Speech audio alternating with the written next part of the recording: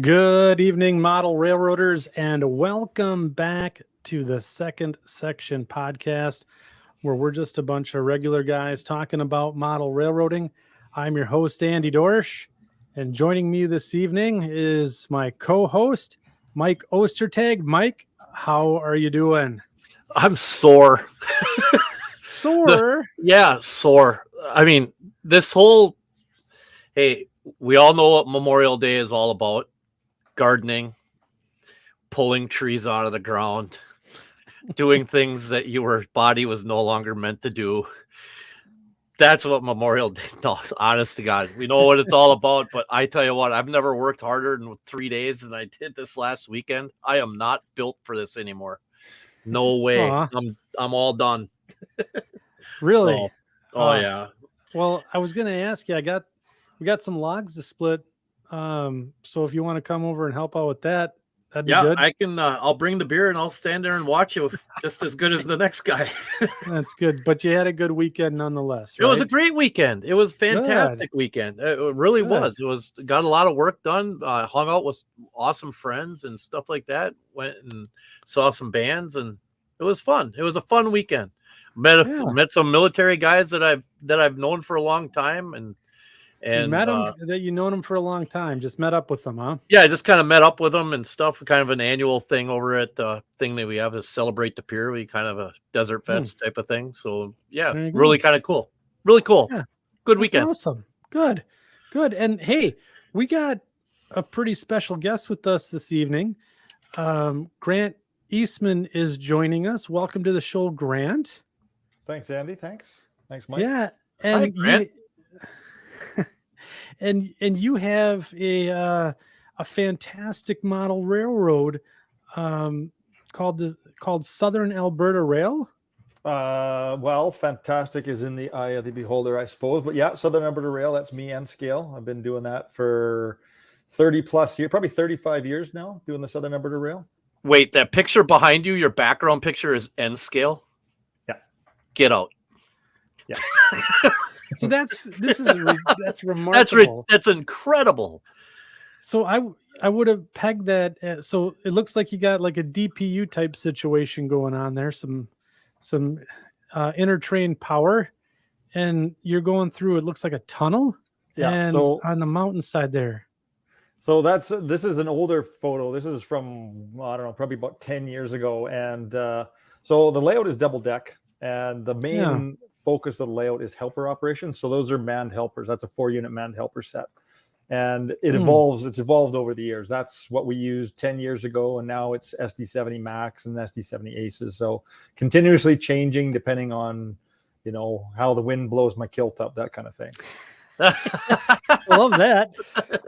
Being Scottish, that's a well, I got Scottish and Icelandic background, so it's a cool breeze when it does blow, eh? Yeah, right. Yeah.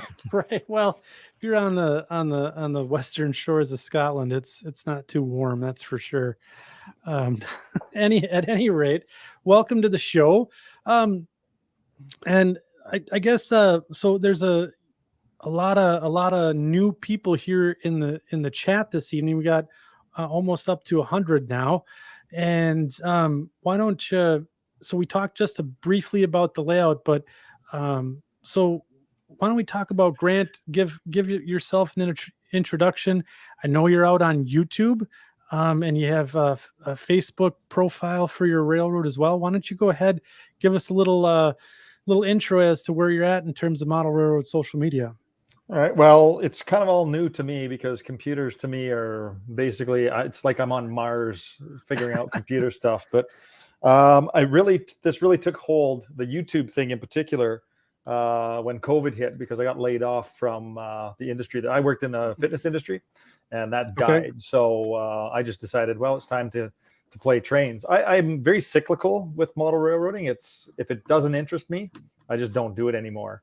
So I spent about 6 years, didn't even go into the basement and acknowledge that the layout existed. But COVID hit, and it kind of forced us all to rethink what we were going to do for fun and entertainment. Yeah. So I got back at it and started the YouTube channel, and I've made a lot of progress as a result because it tends to keep you a little bit more honest when people are looking to follow you along with updates and that kind of thing. And so that it really helped out doing the joining up to the YouTube thing and kind of figuring that all out. So That's fantastic. I mean, your channel is really, really good. For those who haven't subscribed and checked out Grant's YouTube channel here, Southern Alberta Rail.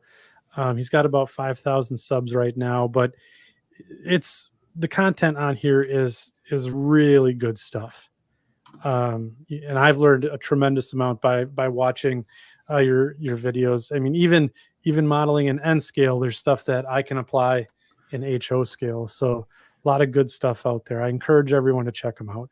Well, I kind of tend to look at model railroading. It's not scale specific. I mean, certain things certainly are. And I've got two sides of the channel. I got the subscriber side, and then I got a side where guys join up and for a nominal fee a month. And that's more catered towards N scale specific things. One thing about N scale is everyone argues and says that it's come a long way.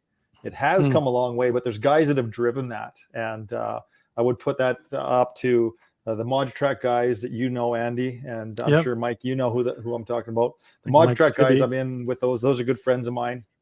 They've really pushed the envelope. Craig Martin from BLMA, when he was a kid, started off just doing detail parts, got into the rolling stock, and then of course Atlas bought him out. But that really changed the way things were done. N scale has always been looked at kind of as a toy scale.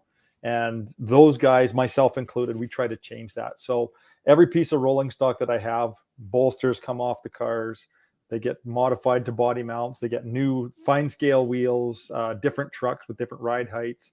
Everything is complete. It's basically like rebuilding the entire rolling stock fleet. So I want people to look at N scale differently. And when I mentioned that it's kind of going forward, it's taken a step backwards too, because a lot of these guys are seeing N scale as an upcoming market, like HO manufacturers, and they're jumping in with both feet, not understanding that it's completely a different market than HO.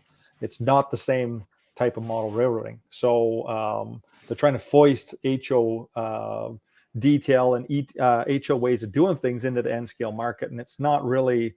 And maybe it's just because I'm an old fart. Who knows?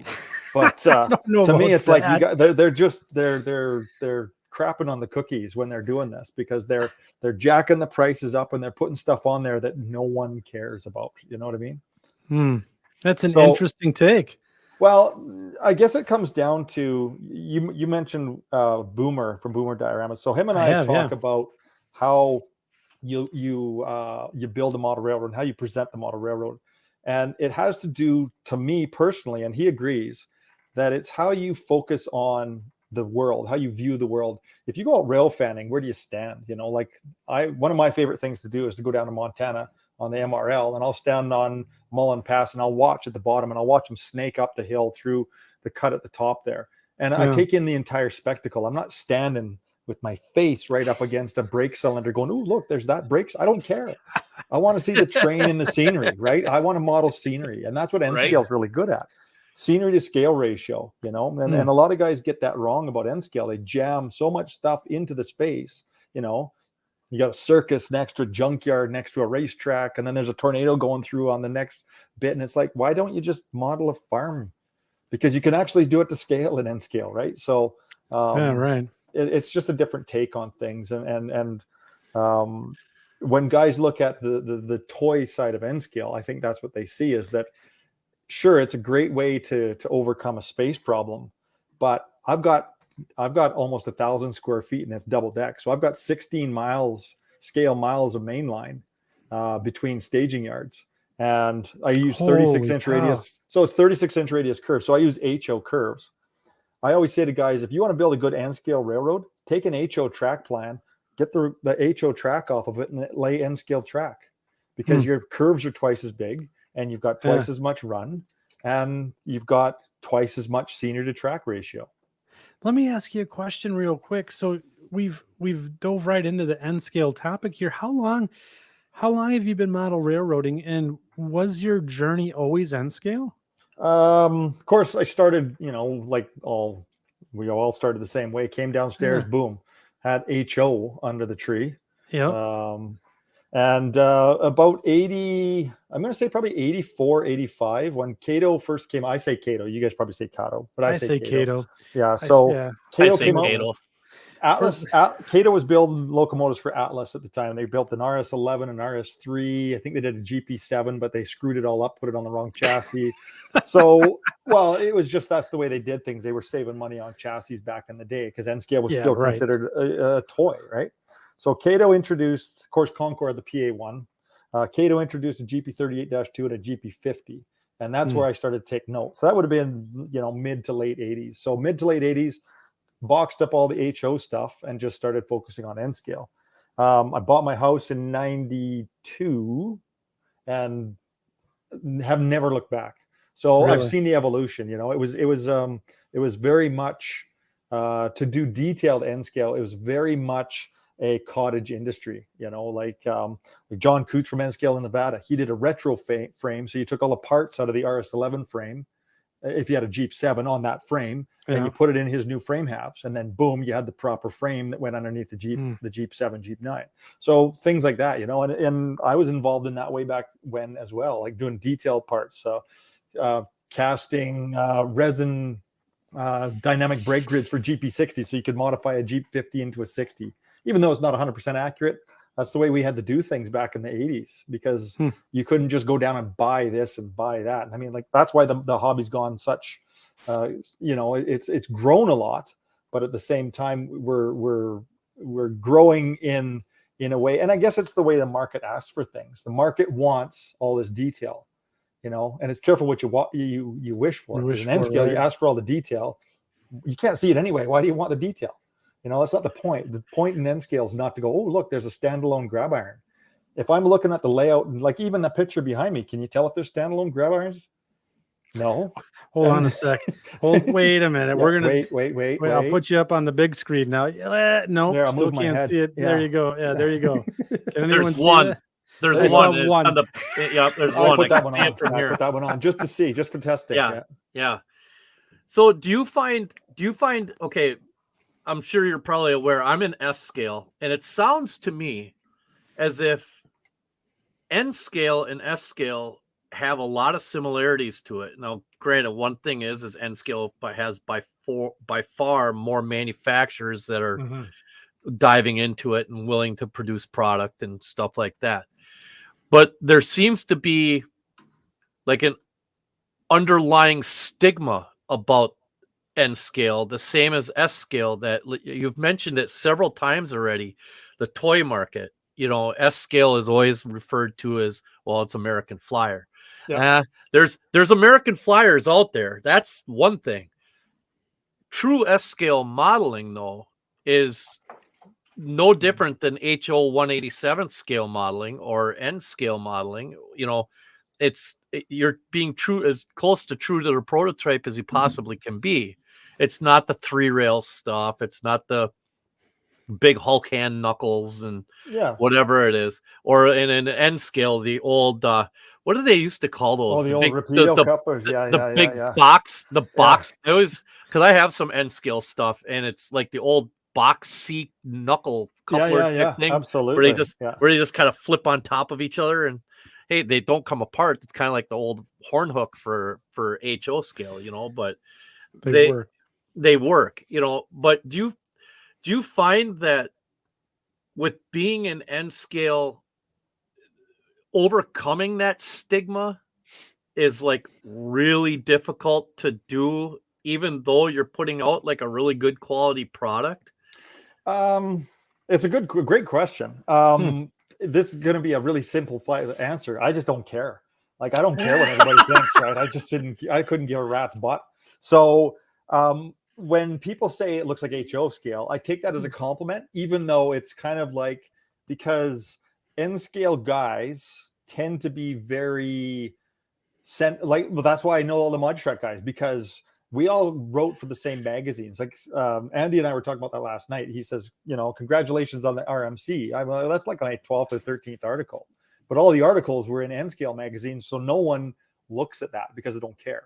It's like Model Railroad. You go to Model Railroader. If you see Model Railroader an N scale layout, it's like, hey, build something on a door. Well, doors stand this way. Why would you build a layout on a door, right? If you want to, knock yourself out. Cool. It's all good, right? Groovy. But to me, and this is something else that Boomer and I talk about, the more space you have, depending on what you're modeling, the smaller the scale you should go, because you have more ability to create a more realistic rendition of the prototype. So an example, I've got 48-inch radius curves in spots on the layout, and I've got a 72-inch radius curve. You see passenger trains in N scale on a 48-inch radius curve. They look prototypical because it's pretty much a prototype. Yeah. It's a tight prototype mainline curve, but it's still a prototype curve. You take an HO train, you put it on there, it's half of that curve. And S scale, it's about, what would that be? About 33% of that curve. And, and it progressively goes up. So, like I said, I don't care. N scale guys, you guys ever deal with the rule of 10%? I heard this years and years and years ago from a guy that had a wholesale company in Calgary when that was still a thing. And he heard it from Irv Athern, and it was a 10% rule. So 10% of the population knows what a train is. They go, oh, that's a train. 10% of that population goes, oh, trains are kind of cool. 10% of that population might be interested in the sense they might buy a magazine or learn something about it. And then there's 10% of that population.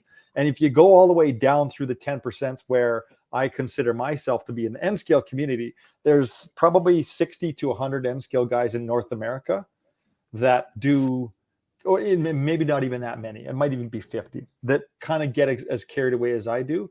And I probably know 80% of those guys, because it forces you to be more selective in who you deal with. And that's not, and I'm not saying that you're not going to learn anything or you can't have anything in common with everybody else in the hobby, because as you said, Mike, modeling is, it's not scale specific. It's how you view the world can be more scale specific. Right. So, an example in, I think it was March, I got invited by Lowell Smith. Lowell Smith does really cool N-scale collector stuff, but he's big into operations. So he phones me up. Hey, you want to come down to Portland? All the guys are getting together. So boom, I just go down to Portland, and I know the guys in Portland, really great layouts in Portland. I can go to Chicago, and the guys in Chicago, like Bill Denton and all those guys. I go all over the place. The guys in Seattle, there was a guy who used to have a great layout in Seattle. Now he's in Atlanta, rebuilding the layout in Atlanta. So I can go see Mark if I want to. But we all started off trying to overcome that stigma that this was the N scale was a toy scale. So we all the crappy jerky motors, the stuff that you're going to smell more smoke than you are going to see it run. Absolutely. Kind of stuff. I mean, yeah, it's like Thomas. Yep. You're pushing it with your fingers all the time. You might as well make it out of wood, Yeah, the stuff they make in N scale nowadays is, some of it's immaculate.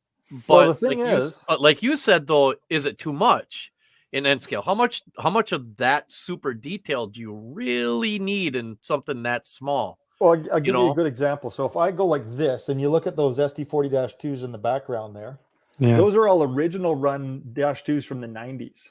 Okay, so I had those, and I decided that I was going to sell them. So I had a bunch of those up because I've had Locomotive turnover.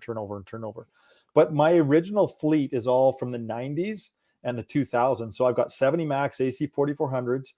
Cato at one time decided to change their drive system, and it was garbage. So I jumped in. I'm like, oh, it's Cato quality. So I bought 20 new locomotives. Can't use any of them.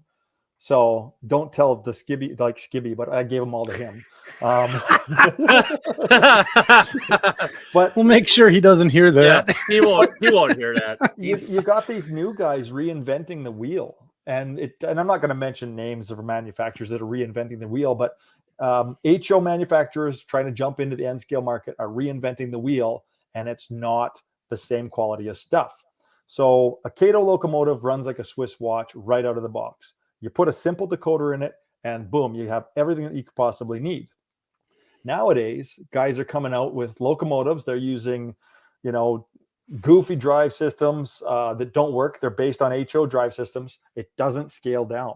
So they have to overcome the inequality of their drive with electronics. So the price of the locomotives are going through the roof because you got to put a $100 chip in there versus put a $30 chip in there to get the thing to run properly. Cato is bulletproof, and Atlas copied Cato. When Matt had Fox Valley, his Fox Valley stuff was a Cato copy. It was all the same drive. It was bulletproof.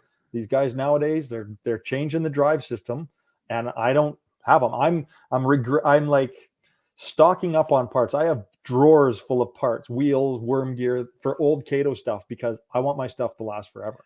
So do you think that the manufacturers are going to pick up on this at one point, or No. do you think there's enough N scale people, or I'm just going to take HO out of the we're taking HO out of the mix completely. Nice. I like that. That's good. Okay. I'll go sit in the corner. Hey, wait a minute. Technically, you already are in the corner. Yeah, so, all right. But so there's always going to be. I always look at it like this. The same thing with me and S scale. You always have two camps. You got the camp of people that want everything. They have to make it exactly the way it is out in the prototype. And then you got guys like me who are just come out with something and make it quality running. I'll take care of detailing everything the way I want to. I'll take care of doing all that myself because I enjoy doing the modeling part of it. I don't want things done for me. I don't want to be able to take something out of a box. I want the times to go back to the old Athearn blue box where you have no choice but just learn how to do these things. Mm-hmm. And the manufacturers are taking all of that away from us now because now it's just easy to go and take something out of a box and throw it on a layout and boom, off you go. There's nothing left to do. I mean that to a degree. Time, yeah. So that but but to get to what Grant's point is that at least they worked when you pulled them out of the box and they ran. Yeah, that's what my point is nowadays, even in HO, some of the stuff doesn't even run. Yeah, I was just about to get to that. Yeah, it was at least back then when you had an Athearn blue box, you could put it on a track and it was going to go forward and backward. Yeah. 95% of the time, And remember the toothpaste trick, The gears didn't work. You put pearl dent in there and you polish the gears with toothpaste, right? Polydent or pearl dent, whatever it was. Away you went. Yeah, absolutely. And everything worked. It was rock and roll, baby. So this gets back to careful what you wish for, because the generation coming up now has been taught that there's instant gratification because you can go on the computer and learn anything, even though it's all horse shit, but you can learn anything, right? And as far as I know. And everything should be instant. You don't have to work for anything. You should just freaking buy stuff. This is not about this model railroading, not model buying, because I also collect die-cast jets because I like the look of them. I don't expect them to fly. Right. They're this big. So I like them. I like the way they look. They're nice. They're perfect, beautiful. But in this is model railroading. This isn't about just buying something and putting it on the box. And that's the market that it's become, is you can buy anything, put it on the box, and boom, away you go. And this is what I find funny is that, and let's talk about the YouTube mentality here for a second. Some guy goes, "Hey, look, I bought this," and he shows you the box and he's opening the box. It's like, are we really entertained now by some dude slicing tape on a box and pulling something out and go, "Look, I'm a model railroader"? No, you're not. You just freaking had someone deliver something to your door and put it on the track. Now, weather it, modify it, do something with it, that makes you a model railroader. If you want to collect train stuff, knock yourself out. It's all cool. I don't care how anybody enjoys the hobby, but it's funny and this gets back to the 10% rule, because those guys, that's way on the 10%. That's like the third stage of 10% versus the 10th stage of the 10% rule. So it's just kind of, that's a great comment, the detail on the bottom of the car. So you talked about whether guys are going to listen.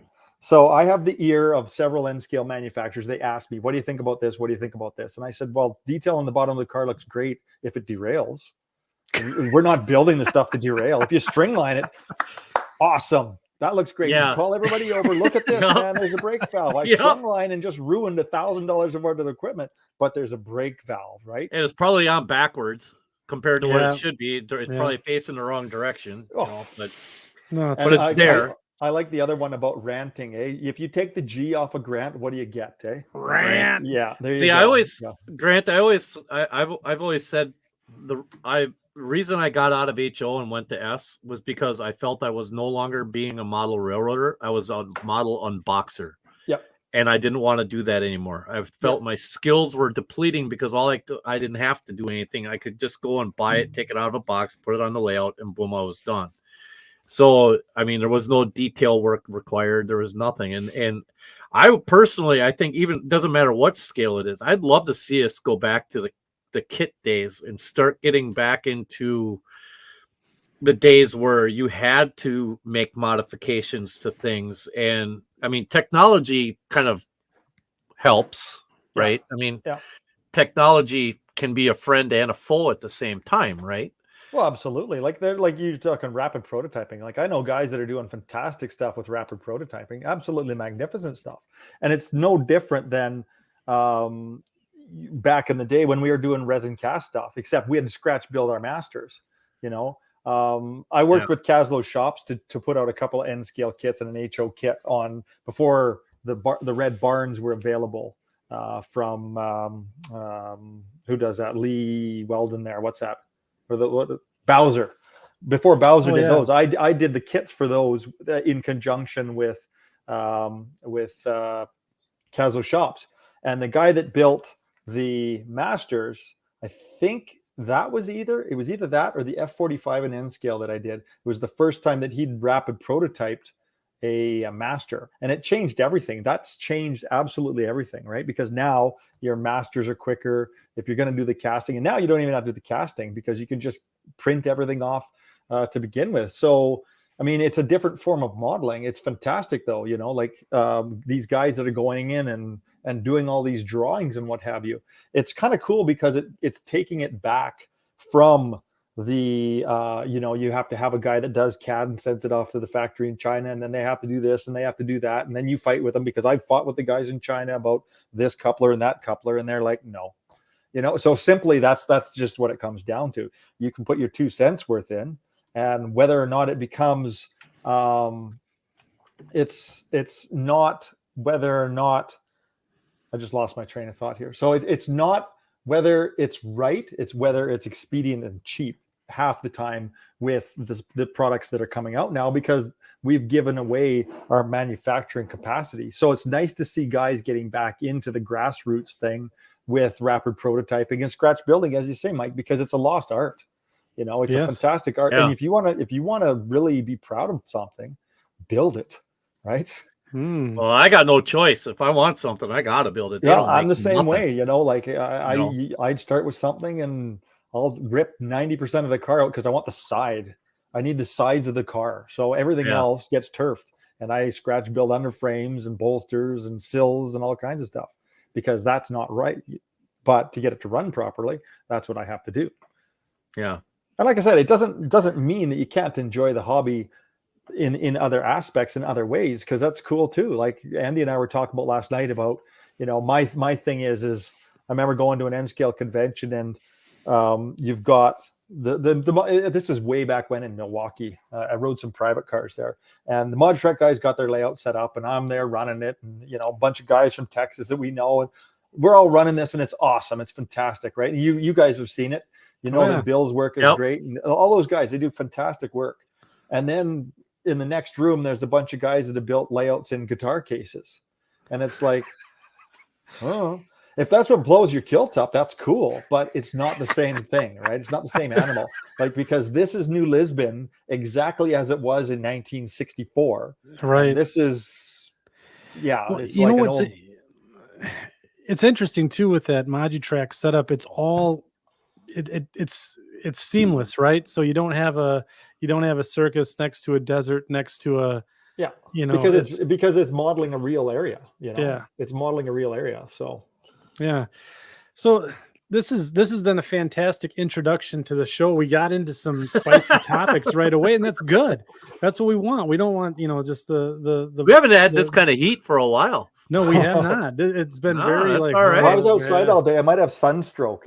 So no. This is great. I mean, we got 100 people here tonight. They're really enjoying the introduction here. And if you guys have any questions for Grant, or just want to share your thoughts on I guess manufacturers and end scale and kits versus ready to run kits.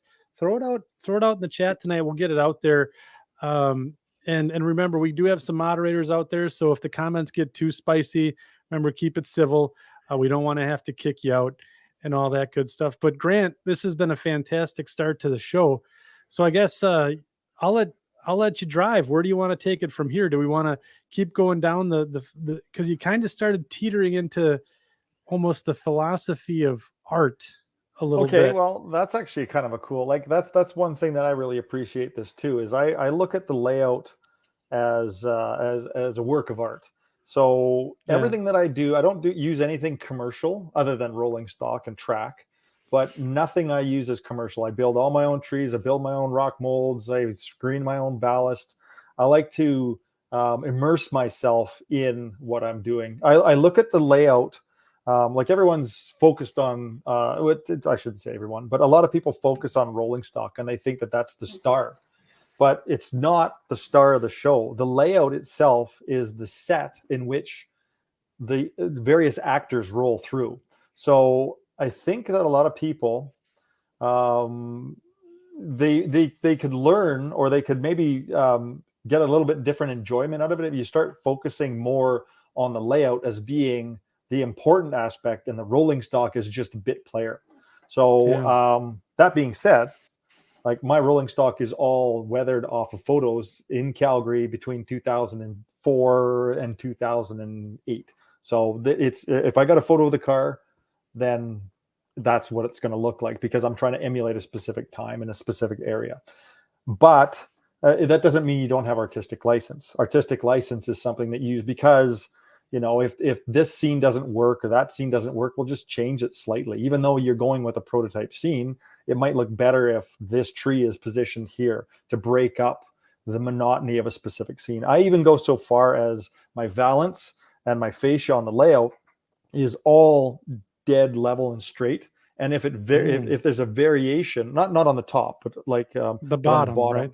The bottom is always dead level and straight. And if there's variations, that line will continue off somewhere, because horizontal lines add distance, linear distance to a layout versus vertical lines. So I think about the presentation of a layout in, what are you trying to accomplish? Are we trying to accomplish a sense of distance and vastness?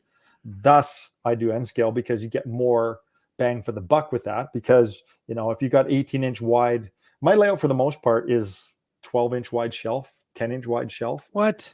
Yeah. No. What? Yeah. Yeah, baby. Yeah. Now you're talking my. So, okay. If we talk shelf layout, like that's a great thing. Like the evolution and the new emphasis on shelf layout design, I think is fantastic, because it's going to add more linear flow to the layout. Because the old school with, you know, everyone used to have the turn back loop, and they had the turntable in the middle of the turn back loop. And I would always go, why would the railroad build around the turntable? It makes zero sense. So on my peninsulas, I cut it down and I put a backdrop loop. So the middle of the loop is actually hollow. It's only a 12-inch or a 10-inch section of layout around there, for two reasons. A, you're going to get more linear flow to the layout. And B, you don't have to build an extra 1,000 trees to cover all that, right? So it's you know, like with Boomer, for instance, a great example of the like, that is the ultimate, as far as I'm concerned, shelf layout mentality is what he's doing. I'm doing that too, just in a mainline operation, because like I said, it's actually, if you want, I can throw up let me throw up yeah, we should talk about your canvas. Let me throw up a slide, and this one will really hit home here. So all right, there we go. So this is what I'm talking about. So this area here, this is a 48-foot long wall. It's only and the layout is only, I think, 14 inches wide here, with single track through it. So resisting the urge to feel like when guys come over, they're like, well, why didn't you put a town in there? And I go, because there's no town there. This is the middle of nowhere, Cowley. This is outside of Cowley. There's no town. So I'm trying to create the sense of distance. So one track down 48 feet, and it's only 16 inches wide. Backdrop is going to obviously add to that to give you that look of feel. But I'm just, with this, it's not a great picture. I'm just trying to show what I do. So before we dive in any further, for those who don't know the Southern Alberta Rail, where does this railroad take place? Okay, so Southern Alberta Rail doesn't exist. Southern Alberta Rail is made okay. up. Okay, It's made but up. it's been Railroad around of long. lies. It's a railroad of lies, but it's been around longer than BNSF. So Southern Alberta Rail started off in HO back in early 80s with my dad and I when we were messing around with it. My dad was a separatist. So in Canada, Western Canada versus Eastern Canada, there's always the big scrap because we are the resource capital of North America in a lot of ways too. But we're also considered environmental terrorists because we suck oil and gas out of the ground, so the people writing their screenplays on the east and west coast don't freeze to death.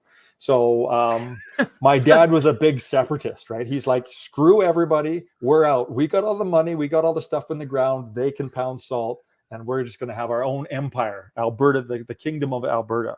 So I mean, I don't take it that far because that's anarchy. I never heard that about Alberta. I've always heard that about Newfoundland, but never Alberta. Well, no, we're trying to kick them out. That's a different idea. Alberta, they just kind of want their own little thing. Alberta is very similar to Wyoming if you think of Wyoming and Montana and that mentality. So for you guys down south. But anyway, so SAR became kind of a separatist thing. Now, I trucked for 25 years, and you always feel in touch with an area, and I always felt in touch with the Crow's Nest Pass. So that's what I model is the Crow's Nest sub, which is actually CP track. I'm somewhat faithful in some of the scenes, like for instance, in this slide, that bridge, and I think there's a better picture of that bridge in the next slide. This bridge it exists. That's right off of plans from CP's head office. That's to scale 100%. Everything about this bridge, even the embankments on each end of it and the riprap, everything about this is accurate. So I try to keep, I try to have elements of the layout that are bang on accurate to the prototype, and have sections in between that are sort of kind of just stitched together to make things up. Now, with that, like I said, this is a 48-foot long the wall that this bridge is on. This bridge is 6 feet long. It's the only thing on the wall. The rest of it is just prairie, because I'm trying to create that feeling of vastness and expanse that you see down there. So that's kind of where I'm going. And again, that's why N scale to me works well. This bridge would be 12 feet long in HO. In fact, this layout couldn't be built in HO. There's no way you could build this layout in HO. Yeah. You need an airplane hangar. Well, the thing is everyone thinks, okay, well, you need 4,000 square feet to begin with, but you also need, you can't think about just the footprint. You have to think about the cubic capacity of the layout. So it's a double deck layout, as you can see here. If you're going to climb between between levels, the way I climb between levels, well, you're going to need 12-foot ceilings or 14-foot ceilings. And now all of a sudden, instead of it being, say, 30 inches between track railhead top and bottom level or whatever, I don't even know what it is, it's 24 inches or whatever. Now you need 4 feet, and it just doesn't look right. It's not possible to build it that way. Wow. Not with the same linear footprint type of thing, like the linear travel. You're not going to be able to do it. So how do you go between decks then? Do you have a helix? Do you have a nolix? This picture here, this shows the bottom level is my eastern staging, the middle level is my western staging, and then the scenic area is part of the climb up. So what it is basically I climb on a center peninsula that occupies the middle axis of the room, and I climb on a 1.85% grade, and it's 130 feet of single track to get to the top of the hill. So it's 4 scale miles. In this area, we call this the brain. So you can see where the backdrop is. Well, inside here, there's there's a whole bunch more hidden track, because when I go through backdrops, if I pop through a backdrop, I don't want to pop back out of the backdrop until the entire train's disappeared. My trains run 20 to 21 feet long for my longest ones. So I have to do some really funky, weird track layouts to get the trains to hide before they pop back into the scene. So in essence, the layout is 500 feet or 530 feet or whatever it is of track, but it's broken down into shadow boxes. You enter, and some of the shadow boxes might be 40, 50, 60 feet long, but you enter these different shadow boxes. The trains hide completely between shadow boxes. So that also gives you that sense of distance traveled as well. Wow. That's crazy. So Heath from Humanity Junction said, did he just say 20-foot trains in N scale? Yeah. So my potash train is 64 cars. So I run with a 40% rule. So in theory, I'm running trains 40% of actual length. So my potash train, for instance, is 64 cars long, which represents 156 car train, something like that, which is what they used to run. Now they run 208 car trains up here, potash. Yeah, land barge. Yeah, no kidding, right? But my visible mileposts are also 40%. So 13, I think it's 13'4" is a mile on my mileposts. When I put down, I'm doing mileposts between station name signs and between switches. I run that at 40% too. So it gives you that sense of distance traveled in relation to the length of the train. Now, the cool thing about, you can see here on the two levels here, you can see that we're going on the bottom level, we go into a tunnel and then it loops around. This is the backside of where we were showing that the loop with the staging. This is the backside. So it loops through that brain area and then pops out on the left side on another level of track.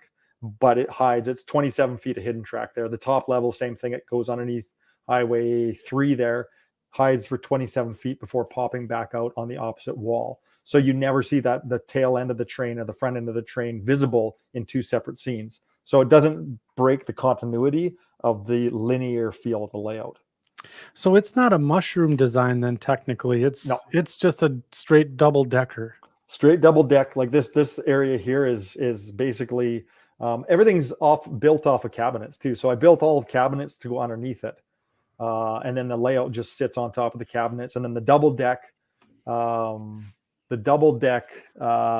off of wall brackets on the outside walls. And then this center area hangs off of a center support that's built up off of the bottom benchwork. Yeah, that's remarkable. So how big is the layout room itself then? 48 by 18. So long and narrow. Long and narrow. Long and narrow, yeah. Wow. Huh. So this is only 10 inches wide with the spots that you can see here. What? Yeah, it's 10 inches wide. It's playing tricks on me here because I'm trained for HO, pun intended. I'm trained for HO to see, okay, so the spacing between the tracks has got to be at least 3-4 inches, and then you got to have another foot behind that or so. That's amazing. Well, that's, like I said, that's the secret, is you don't want to, in N scale, the impulse is to add more track, and that's not me. Like, here's a good example. This is part of the climb up. This is actually right above that staging yard picture. So we're coming up, just starting. There's a little bit of a level spot. So the train's kind of, the back half of the train's just coming out of tunnel number 5, I think. And then it comes up through here and it starts on the 1.85%. But this area here, it kind of fluctuates a little bit. This is maybe 14 inches wide, the scene through here, but it's also the way I shoot it. So this is shooting down the length of the backdrop. Yeah, right. Do you have a track plan all drawn out? The only track plan I drew one out for the RMC article. So that was November of 21, I think that came out. I'm not sure. I got one somewhere. It's super simple though. It's not a complicated track plan. I have a subscription to White River Online, so I'll try and pull it up here for the folks. Yeah, I tend not to, because they're the one that did the artwork for that, right? So that's to me, that's theirs, not mine. So I don't use their track plan. That's kind of the way I look at things anyway. Sure. So, okay, so I gotta think of how I want to phrase this. All right, so when you're operating this thing, how many people do you typically have during an operating session, I mean, is this something where you just kind of go down once in a while and throw a train on and just let it run while you're working on something else? Or do you need a small army to do No. this? Or So here's the misnomer about big layouts versus small layouts and operations. Big layouts need less equipment. Small layouts need more equipment. So my staging yards, for instance, are 3-track reverse loops, and each track is about 45 feet long. So I can stage 2 of my longest trains back to like nose to tail on each Right. one of those tracks. So I can stage maybe a dozen trains for an op session. I'll have a dozen guys over, and if we run 6 trains in a night, that's a big deal. do you double up the crews? Is it double up crew or just one guy to a train? Or single crew? Like if there's a lot of bulk traffic, so like a potash train, a coal train, sulfur train, that kind of thing, one guy. Manifest train, like a wave freight, they'll run with 2 and they'll take 3.5 hours to finish running across the layout because they got to travel 530 feet, right? So it takes a long time. The big push, and that's what these guys are. This is a helper set. So up here we call them pushers. You guys call them helpers. But so this is the pincher push. There's 2 sets of helpers because if you've got heavy westbound traffic, you got to keep it moving. So you need 2 sets of helpers. And a helper crew in a 3-hour op session, if they can push 2 trains, that's a big deal. So if you got heavy westbounds, you're going to need 2 pusher crews. So a dozen guys will show up. We get an RTC, rail traffic controller. Some guys don't come over to run trains. They come over to railfan. So you can see in the background on the right-hand side, there's a yellow Ford Explorer. So that's a switch. That's a switch tender. So I'll give them a radio and a Ford Explorer, and they can railfan all they want. Just if they get a switch they can throw, if they're somewhere, they'll radio into the RTC that they've lined and locked a switch, because this is all dark territory too. There's no CTC on this. That was going to be my next. That was going to be my next question. Yeah, no signals. It's all dark territory because I love radio chatter, and I love guys having to stop. The guy's got to dismount locomotive, go down, throw, and everything's run off of tortoises and little flush mount panels. But I still want crews to stop, line the switch. Then they got to call in line lock for main track, or or whether they have permission to leave the switch in reverse, that kind of thing. That all goes on here. I'm fortunate enough to have a lot of guys involved in this that have operated that were also employees of CP. Like I've got 2 guys that were RTCs for this subdivision in particular, and they're like, they're pumping piles of traffic through on dark territory. So Grant, we have a question here as we're diving into the operations just a bit here, talking about wave freights and that good stuff. Question from Rowan says, I'm into operations. Could you guys discuss operations in N scale with regards to close to scale couplers used and reliability perception? Okay, so you're not going to get close to scale couplers in N scale. The most reliable ones out there, in my opinion, are microtrains. So the locomotives are all body mounted microtrains. All my rolling stock's been converted to accept microtrains 1015 or 1016 style couplers. And the reason for that is where the centering spring is located. So on a microtrains coupler, the centering spring is not on the knuckle, it's in the coupler box itself. On the old Talgo style truck, where the couplers were mounted to the truck, the spring was behind the post, the centering post on the coupler. So you were always pulling consistently against that spring. In N scale, there's a thing called the slinky effect, where the last cars bounce. Okay, they just really, yeah. So when they bounce, it looks like crap. So the way I overcome that is I use a 1015 or 1016 because the spring is in front of the post. So now you're pulling against the post itself. You're not pulling on the spring. But every one of my freight cars also has a centering spring with 1/3 of the coils cut off over top of one axle on one end of each car. Okay, so there's really drag involved on every car, absolutely every car. So that, I mean, this had to be through basically like test and experimentation, right? Oh yeah. Lots of that. And make sure that you do it. So that's one of the things on the member side of my channel I talk about is how do you do that? How do you get them so that they don't bounce? Coupler conversions, this, that. The next thing is how to get this all uniform and what couplers to be using and why I use the couplers that I do. The spring thing, I don't know anybody else that does it per se. The Mototrack guys, I think, like Skippy was going to try it. I don't know whether he ever got around to trying it, but it works great. I get a lot of comments on how my stuff runs in some of my videos that I do on operations, is how smooth it runs. And that's why guys think it's not N scale, because it runs smooth. Well, part of that is because I put so much effort into the rolling stock itself. The guys that come over, most of my crew are HO guys that come over and operate this thing. And they all say, I'd love to go N scale, but I don't want to do all the work involved to make it run the way this runs. And granted it is, but Mike, you'll attest to this. That's why I do it, because I like doing that work.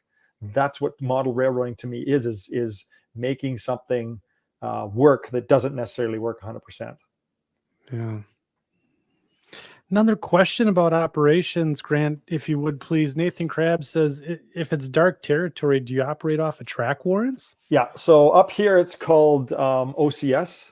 Down there, that's on company service. I think you guys, but it's occupancy control system. So basically, it's a glorified track warrant system. On OCS, you don't always have to run on the permission of a dispatcher. You can run off of the permission of a preceding train, meaning that this helper set, for instance, let's say that they're going to run down the hill, okay, because they're sitting at the top of the hill. If they head off to the right, they drop back down to their base, which is actually, what would that be, about 240 track miles away to get down to their base. They can get a track warrant and go, and a following train can run off of their warrant. We'll get the same track warrant, but they'll run off of clearances given by this helper set. So this is pinch or push.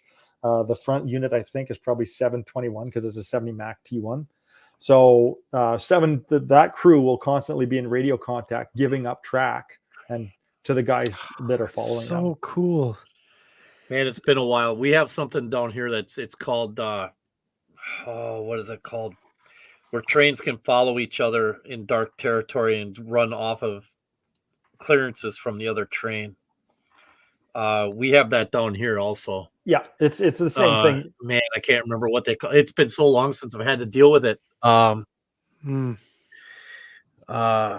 know. Some of the guys that are from that are from the area help me. Train authority? No, that's not it. It's like a second section. Like a second section. There you go. It's very similar if you were running like TCO. Radio blocking. That's what it's called. Radio blocking. There you go. Blocking. Thank you, Nathan. Yeah. Cool. Yeah, up here it's just called OCS, but it's the same. It's exactly the same principle. The crews are in, and then I can tell if my dispatcher or my RTC, if he's not really in the mood to deal with guys, because he'll just fleet everybody and let them dispatch themselves. That's my kind of guy. Yeah. And go ahead, Grant. What I really like about it is if you throw a helper operation into OCS, it can really monkey things up, because now you can run your helper sets on regular OCS clearances, or you can run them as work extras, and then you have to make sure then they can dispatch their own territory as a work crew. So all trains trying to get through their territory have to contact them, and they can say who goes and who stays. So It's kind of an interesting way of doing things. I got to operate on Alan Schrader's BN Marias Pass, and I did helper, sir. My job was help. I was in the helper pocket. That is I'd have to say the most fun I've ever had operating a model railroad was doing helper service. It was fantastic. Well, I wasn't allowed to do that. I want to do that the next time we go over there, but I wasn't allowed to do it. So it adds fun. So much to it, because, and it ends on mine, an example, because of where I live, we can get like 30 above. So let's translate that for you guys. Like we can go 90 above, right? Or we can go 40 below. We have a massive temperature change between summer and winter here. So I actually have adhesion problems dependent on the time of the year and the relative humidity. So one of my trains it's a bulk sulfur train that has to climb this 1.85%. Now, all the loads in it are resin. I cast myself, but I also cast them with the washer in them, so they're heavy. so I can take them out with magnets, right? So unload the train. They won't make it up the hill without pushers. So you have to put those pushers in to keep trains actually rolling at a decent rate through the layout. So they're not necessarily there for decoration. In conjunction with the springs, it's going to add a whole pile of interest, right? And drag. Wow. You're really dialing it into extremely realistic operation here with N scale. Like the toy aspect is gone. Well, so Skibby and I talk about this all the time. Is one thing that I like to model. It's not necessarily like the equipment's cool, this, that, the next thing. But what fascinates me about railroading is the dynamics of it, the engineering required to move 20,000 or 15,000 tons up a 2% grade. Like that to me boggles the mind. So I want to try to emulate that as best I can. Like there's things in my head that I'll never forget about rail fanning, and it's like down in on the MRL. When they were running 2 sets of SD45s as pushers on coal trains, 4 in the middle, 4 on the tail end pushing with 4 SD60s on the point. And you watch them grinding up this hill and you're like, how is this not just exploding with coal all over the place and bent steel? How does this work? So I'm trying to emulate that as best I can. That's speechless.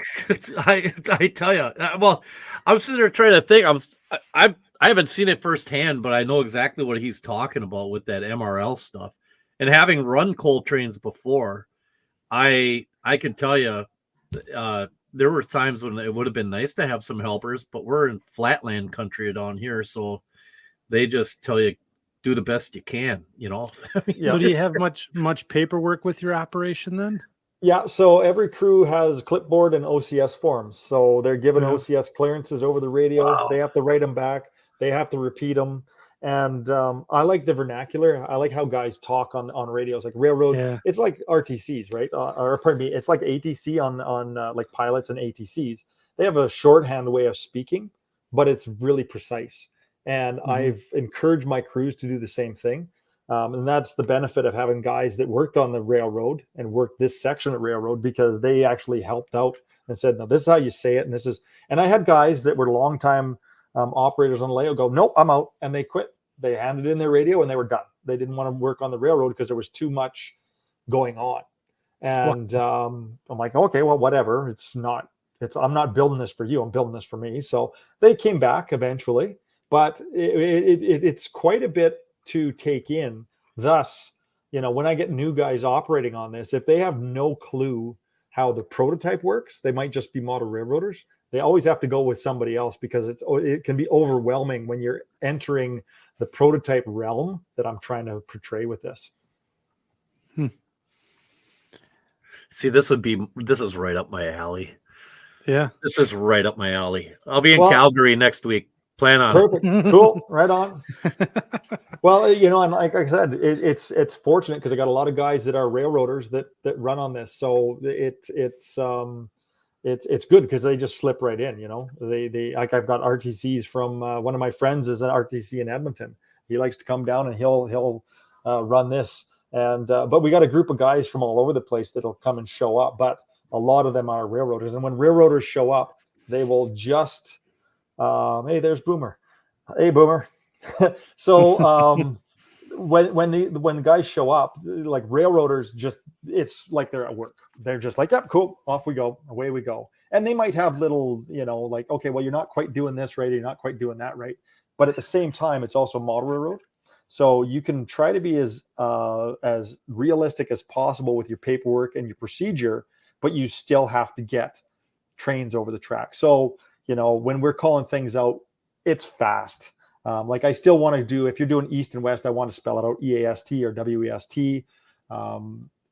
But you still have to have a form of shorthand. Otherwise, the railroad just backs right up because, we're not running. It's not 40 minutes between switches. It's, 10 minutes between switches or 5 minutes between switches. So you gotta speed things up a little bit without losing the integrity of the realistic operation. Yeah. Wow. So do you find it hard towards the end of the sessions to maintain the session integrity then with like things going long like that? Like 3-hour sessions? No, because I mean- I'll do what what the prototype does. If a guy says I got to go home, it's like, okay, well, you make it to the next siding and tie it up. And if I got a crew sitting around, I'll send one of those guys with the Ford Explorer and the radio to go pick up and dog patch a crew up there to take the train. Or That's train, cool. or the train sits there until next op session, right? And it's like, oh, well, that screws things up because now we have a siding out of. So now we have to run double the length to make a meet, and the RTC has to know, you know what, you're not using that siding until you get a crew up there next op session. That is such a good idea. That's awesome. That is so awesome. Well, like I said, I'm trying to make this realistic. So in the real world, you know, like I said, I spent 25 years in trucking, and one thing that the public doesn't understand is transportation. They're like, well, things should be from point A to point B, and this is when it was designed to be there. And it's like, yeah, that's fantastic, except there's a slide in the Rogers Pass, so I can't go through a rock slide. It's not a helicopter; it's a Peterbilt. Figure this out, people. It's going to be 3 days late because I'm sitting here twiddling my thumbs, waiting until they open the road, right? Yeah, no alternative route free to go, or no alternative means. Yeah, ridiculous. It's amazing. I got a question for you, Grant. So I know you touched on this earlier in the conversation, and a few other people have asked as well. So first of all, he says, "What an amazing model railroad in operations." He says, "Wow, how long did it take to build this?" So I started putting layout in here 30 years ago when I moved in, but it was the basement was finished at the time. So it was like, okay, well, I'm going to use this one room, but it was 22. So at a 22, you don't give a rat's butt, right? So all of a sudden it was like, well, if I punch a hole through this wall and go across the toilet tank, and then pretty soon it was like, well, this doesn't make any sense. And so I pulled out the laundry room and I pulled this out. I pulled out the bathroom, moved the furnace, moved this. What you see here, like a lot of these pictures were taken within the last 3 years, because with the COVID shutdown, I just, you know, I hermited in the basement and just went to town, building scenery and stuff, you know. But the layout as you see it might be, for the most part, is, I'm going to say 15 years old, roughly. You know, like I said, when I pulled the stairs out, like there's always major modifications to this. When I pulled the stairs out, the whole front half of the layout came out so I could put in an RTC office and change the staging. So does that count, right? The back half of the house didn't change. Over COVID, I changed this particular scene here. This used to be double track here, but I changed this into a shadow box, and that was done over the last year and a half, roughly. So this is a completely different, I actually added, I had to add 25 feet of hidden track to get this scene to work out properly. So, you know, there's parts of the layout that are brand new, like completely right down to tore everything out and brand new construction, but it's piggybacked on the base that's probably been around for about 15 years, I would say. Wow. It's remarkable. Every picture you've put up here is a magazine cover shot. It's fantastic. Everyone. I've seen 3 switches so far. Yeah, we've seen 3. Okay, so that's actually kind of funny. So my friend Rob Carey, he's got Tennessee Pass layout in Portland area there, and he was going on about you know, why don't you have derailments and why don't you have this and this? Well, I do a pile of work on my rolling stock to avoid derailments. My track, I try to make it as smooth as possible. Spend a pile of time on track work. Big curves helps, but I don't have switches. Like I think he was having a switch problem in one section of his layout, like it was Pueblo, I think, and he had more switches in this one little switching section on his layout than I have on my entire layout. There's only 1, 2, 3, 4 passing sidings on the whole layout, and backtracks off of that. So we'll call that maybe 16 switches. There's one major industry, and it's a paper plant, and there's probably maybe another 10, 12 switches in there. So if I have 40 switches on the whole layout, I'd be surprised. I don't think I have 40 switches on the whole layout. Wow. And that's for a 48 by 18 double deck. Yep. Yeah. That's like I said, I'm going through the middle of nowhere. Is that curve super elevated? Yeah. Jeez, good Lord. So everything's super in elevated N scale? Too. Yeah. Yeah. There's actually a cool story behind this picture. My So- brain hurts. There's a Canadian Railway Modelers group on Facebook, and I posted this picture on there, and the moderators pulled it down because it didn't have Canadian content. And I'm 'Cause of the looking, I'm like, UP? oh, okay, so it's Campotex, but you can barely see that it's Campotex train. But this is a specific area in BC. Like this is Highway 3 on the right-hand side. This is the BC-Alberta border. The track goes around, curves off, and it goes past. You can just see kind of a lake down the left-hand side. Like it was funny because they pulled it down. I put it back up with a snarky comment and you know, being a smart ass saying even the Peterbilt's right because it's a 244-inch wheelbase Peterbilt versus a 260-inch wheelbase Peterbilt, which they use in the States. Even the frame on the truck is right. So this is Canadian. There's no doubt about it. The backdrop's painted off of a freaking picture. And it was kind of cool because anybody that says, you know, if you've ever been on Highway 3, you know exactly where this is. Yeah. But with today's railroading, it's a Union Pacific locomotive on the front, right? Well, Yeah. UP runs across up into Canada. Like this part of the Can-Am corridor. So the section I model runs from the potash mines in Saskatchewan. I'm not modeling that section, but it runs on the Crow's Nest subdivision from Lethbridge to Crow's Nest, BC. This is Crow's Nest, BC. And then it continues on, goes through Cranbrook, and then eventually to Eastport, Idaho, down into Spokane, crosses the Jolo Trestle, and then follows the Columbia River into Portland, Oregon. So that's why there's so much UP power up here. Wow. But it was kind of funny because it got me thinking about what model railroading is. So no Canadian content because it's a UP engine. So, but the scenery itself is taken from a photograph. It's modeled off a photograph. Highway 3 is from a photograph. That, you know what I mean? So what is model railroading? Is it the equipment? Is it the track? Is it the scene? Is it the backdrop? Is it the accessories? What is it? So it's just a question I like to put out to people. Yes. You know what? That's a great question that we should pose to the folks in the live chat. What do you guys think it is? Let's get spicy again. Yes. Let's get back to the spice. So there, before we get spicy here, so what do you guys think? Is it you know the scenery, the rolling stock? What makes model railroading for you? But David Winter has a question here. He says, so what does an op session consist of for a typical operator here? Okay, so what it would consist of is you'd pick your train up. Some trains will start on the layout, just because otherwise it's just a race for the center of the layout, right? So, but we'll if you started off at like Eastern staging, which is Fort Macleod. So you'd leave Fort Macleod, you'd get your clearance, away you go. If you're a heavy train, you're going to pick up helpers at Pincher. You're going to have them in trained all the way up the hill. They're going to be with you for probably a good half the layout run, 240 feet to the top of the hill. They'll cut out, but you're meeting trains along the way. You get your helpers cut out. You continue on under your track warrant, your OCS clearance, and you're going to get to the West End staging, this is getting close here. You got to drop down. It's probably about I'm going to say it's 100 feet from this area down to West End staging. When you arrive in West End staging, you get down there, you tie down, and you're going to head back the opposite direction if you've got time, because that could have taken you 2 hours to get there.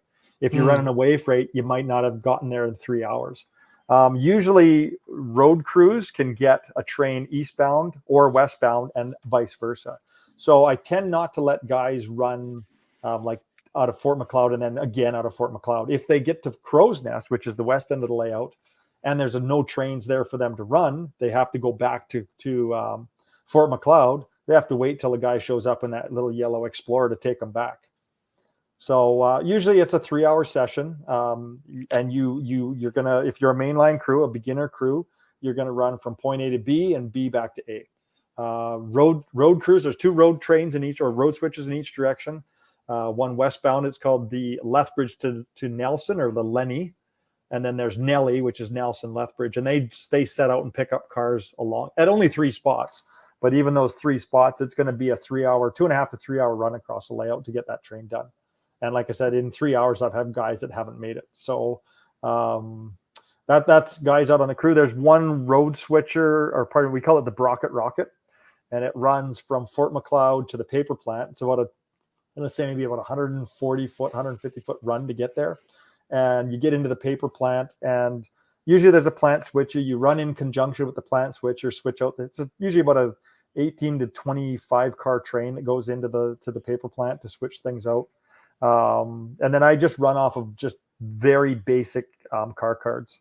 So you're looking for cars going back to Fort McLeod. There's one set out and pick up spot on the way back. So you're dragging traffic beyond that, and you're going to put that on your head end to go back. You're going to switch pincher on the way back. And again, that's probably a 2-hour trip just to do that. If you're a pusher crew, it's up and down the hill, up and down the hill. That, to me, that's what I always do. That's my most favorite thing. And the one thing that my operators do not want to do is run the pushers. They don't like running the pushers. There's too much pressure on them because they think they're going to string line things. Oh, I love that. That's the whole, that anxiety when you're, you got to get the speed adjusted right. Am I pushing too hard? I'm not there at all? That's the best part. That's the whole fun of like that I said, job. I love the dynamics of railroading. So you want to talk dynamics. This train here, for instance, this is going empty, but if this train was running, this potash train, if it was running, actually I might have a picture of that. If it was running westbound, this is an eastbound coal train coming. This is an empty coal train coming up the hill. But if that potash train, let's see if we can get there. This is just fluff pictures. We can go back to these. Let's get to this. They're all Let's real get to the fluffy. helpers. Let's get to the helpers here. Oops, we might have passed them already, or I forgot to put them in. Whatever. Let's go back here. Okay, so this train, for instance, it runs two on the point, one DPU in the middle, one DPU pushed on the tail end. If it's running westbound and it has to pick up pushers, it picks up another 3 SD70 Max or Aces at the pusher station, which is run by a separate crew. So they have to un-MU the DPU on the tail end. They have to cut the train in half. They pull ahead. Then the pushers bring the back half of the train up. They couple together. The pusher crew actually MUs the tail end DPU to their set, and you basically run it as 2 trains just coupled together up to the top of the hill. Then you repeat the process. You un-MU the DPU. You get the pushers cut out. You're talking Andy's language right now. I tell you what. This is awesome. You know what I'm sitting here thinking there, Andy? Yeah. While he's talking about this. You know how we've always talked about there's like 2 camps. There's the guys that want, they want to do all switching and all this sort of stuff. And then there's guys that just want to run trains. I think we need a third category because this takes just running trains to a different level. It's just because, I mean, essentially that's kind of Grant. That's kind of what you're doing. You're just running trains from one end to the other, but you're doing it in such a prototypical manner that it's not just going from point A to point B. There's more to it than that. Well, yeah, you're right, Mike, because, like a CTC layouts are fun to run. There's no doubt about that. But to me, it's streetlights. It's like driving to the grocery store. It's like, okay, cool. Now I just turn around and go back through the same set of streetlights. Like I said, I still enjoy it. Don't get me wrong. I really enjoy it. But what I enjoy about this is the paperwork and the talking. It's the vernacular used. It's the lingo. It's the language. It's the interaction between crews. It's knowing, like when I get guys that are doing the RTC duties there, it's cool because when you get to know the layout really well, and most guys that have run here get to know layout pretty well, you can listen on the radio and go, uh-oh. And then you go over there because you're like, this is the crap's going to hit the fan real quick here because this guy just got this guy to meet this guy, and there's going to be a massive problem here. And that's what I like. And I won't correct them. It's like, okay, well, let's see how this plays out, because in the real world, if the crews don't catch it, then the crews don't catch it. Then, and half the time the crews are like, well, if we get jammed up here, we're going to book extra time. Then we're going to go dead on the law. We're going to get a ride back to home terminal versus having to stay in away terminal, and we'll be set back on the board properly. So we'll let the RTC screw things up. I mean, I can remember, not to interrupt, but I mean, I can remember when I was out running trains on the main line on the CN on the WC. My conductor and I, it might be Luke or whoever, we'd look at each other and say, RTC just say they're making a meet there with these 2 trains? Yeah. It is like, he knows that we're following them, right? And that they're not going to fit, right? Yeah, so it's like, oh, this is gonna be fun. Well, Yeah. when we and then all of a sudden you start seeing yellow lights, and everything green turns to a flashing yellow, and then that flashing yellow Yeah, it turns goes into a yellow, and then you got a red board. Yeah. then now you're going. I'm like, well, here we go. All right, we only got Stop. 40 minutes left to work.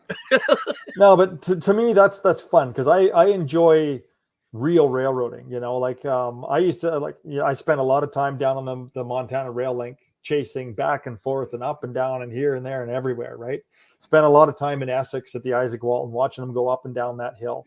A lot of time in the Powder River, a lot of time, I'm trucking up here, a lot of time in the Fraser Canyon watching the most spectacular scenery in North America, as far as I'm concerned, and just learning all this.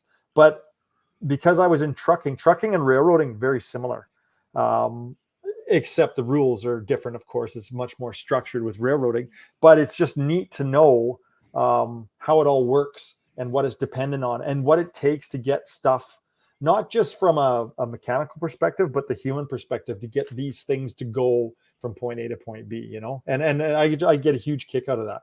And it's kind of the thing that's forgotten about model railroading is it's you're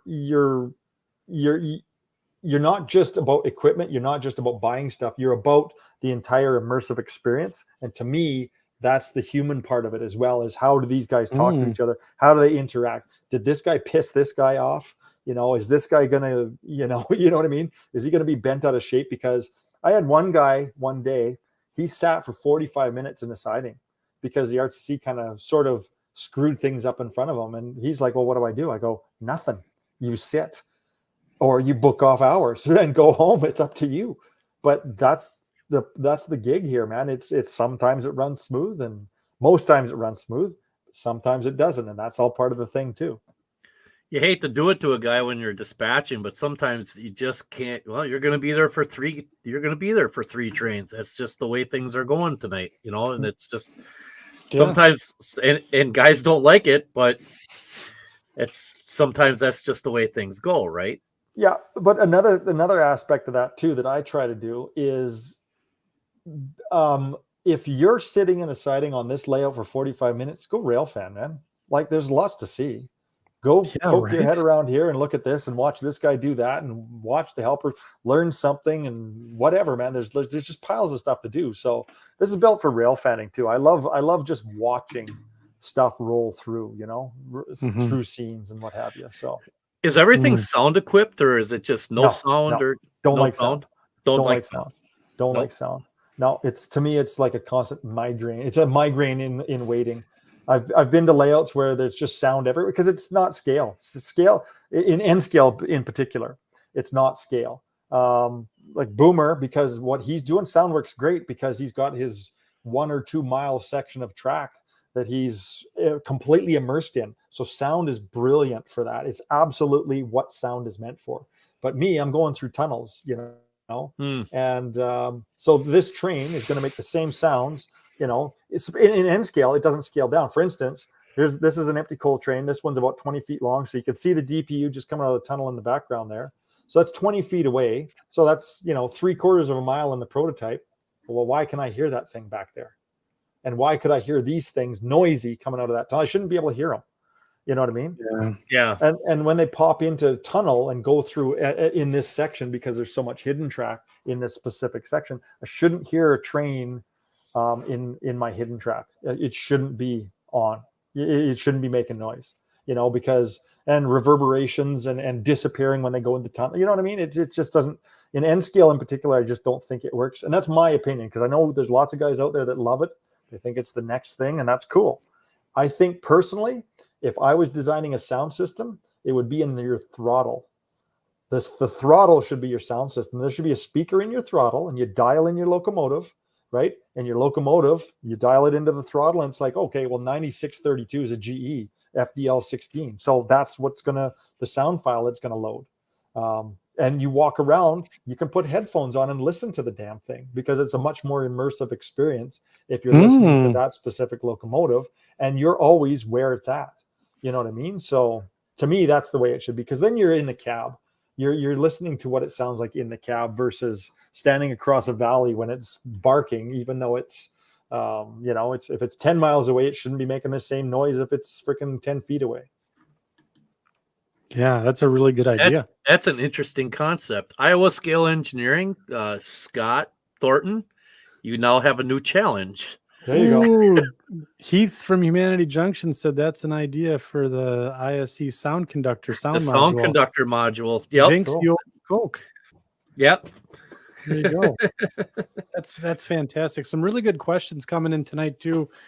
And it's just fascinating I never knew that there was this much behind the SAR. You know, you don't like reading the article in RMC and all of that. I never knew that there was all of this involved. This is fantastic. Well, thanks, Andy. Yeah, no, it's immersive, right? It's what do you want to get out of it? What do you want to put into it? My wife says that I always run at about 115% with everything I do until I fry myself and don't want to do it anymore. Yeah. So this has been the same thing with this layout. I took 5 or 6 years off. I just didn't touch a thing, you know. And right now I'm borderline there again because, you know, we talked last night about my dishwasher going haywire.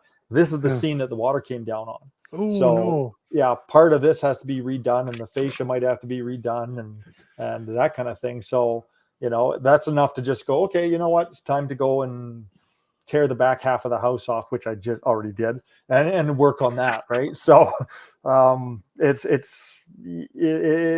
like I said, it's as immersive as you want it to be. I like to be quite immersive when I get involved with things. Yeah. That being said, that also comes down to there's nothing commercial on this layout other than rolling stock and track, right? Right. So all the trees are all hand built. I guess some of the static grass bushes and stuff that's commercial. I use all sulfur stuff. I use all that stuff. I build some of my own to make some of my own, but for the most part, I just buy that stuff. So. Yeah. But yeah, all the trees are hand built, and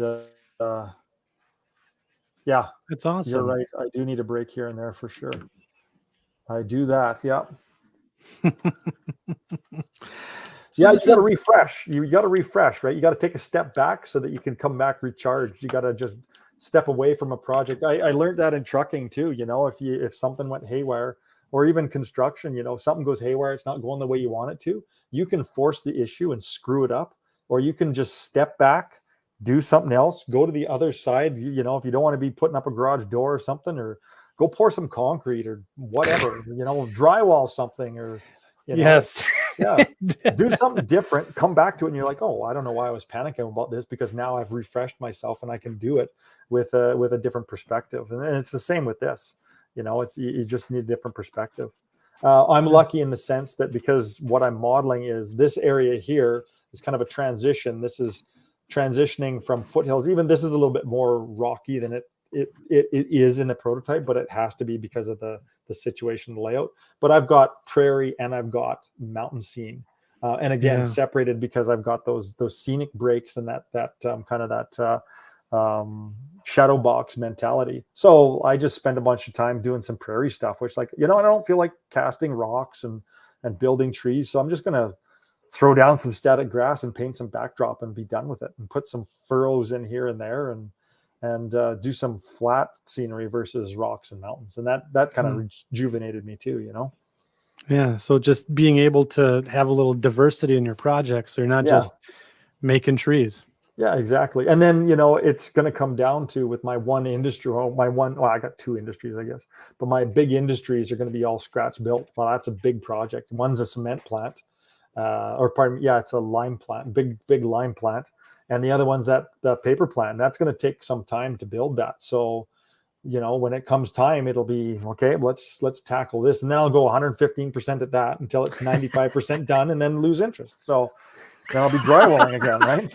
It's the modeler's way. I mean, that's right. Exactly. I think you know, when they give you that, or when you get that first Tyco set, or you know, Bachman set for Christmas, and there's a secret book, and it tells you get it almost done, and then put it down and walk away from it. That's how model railroading is supposed to work. Well, everyone asks me, says, when are you going to finish this? And I go, never. I says, I'm never going to finish this, and I don't want to finish this. It's like my house. Like I've been here for 30 years and I still haven't put baseboards on. I tore them off 2 weeks in. I haven't put the baseboards back on because I don't want to, right? Because I'm constantly changing things anyway. If you finish a project, it's like life, right? You're done when you're dead. Well, why would you want to be dead? Well, it's a model railroading to me is like life. And any project that you put your heart and soul into is like life. As soon as you're done, you're not going to enjoy it anymore because it's the journey. It's not the destination. I love the journey. That's why when I travel, it's always like when I go out to Chicago or wherever, I always take the Empire Builder.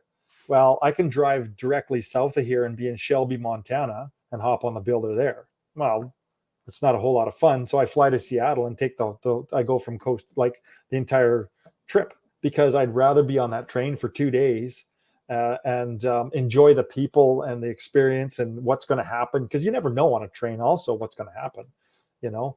Yeah, exactly. The last VIA trip I took, you know, we got shut down in Saskatoon for 17 hours. And if you've ever been to Saskatoon, you're like, oh man, that's like a life sentence, right?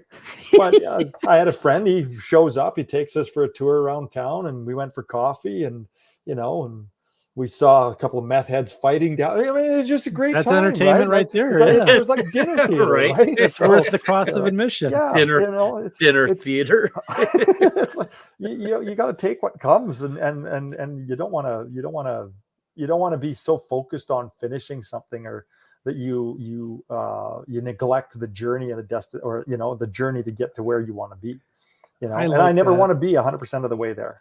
I always want to be intrigued and want some other reason to go back to where I was or where I was going or that kind of thing. So, you know, like I've taken the Canadian a dozen times. I've been on the Builder probably a dozen times, and every time I do it, it's different.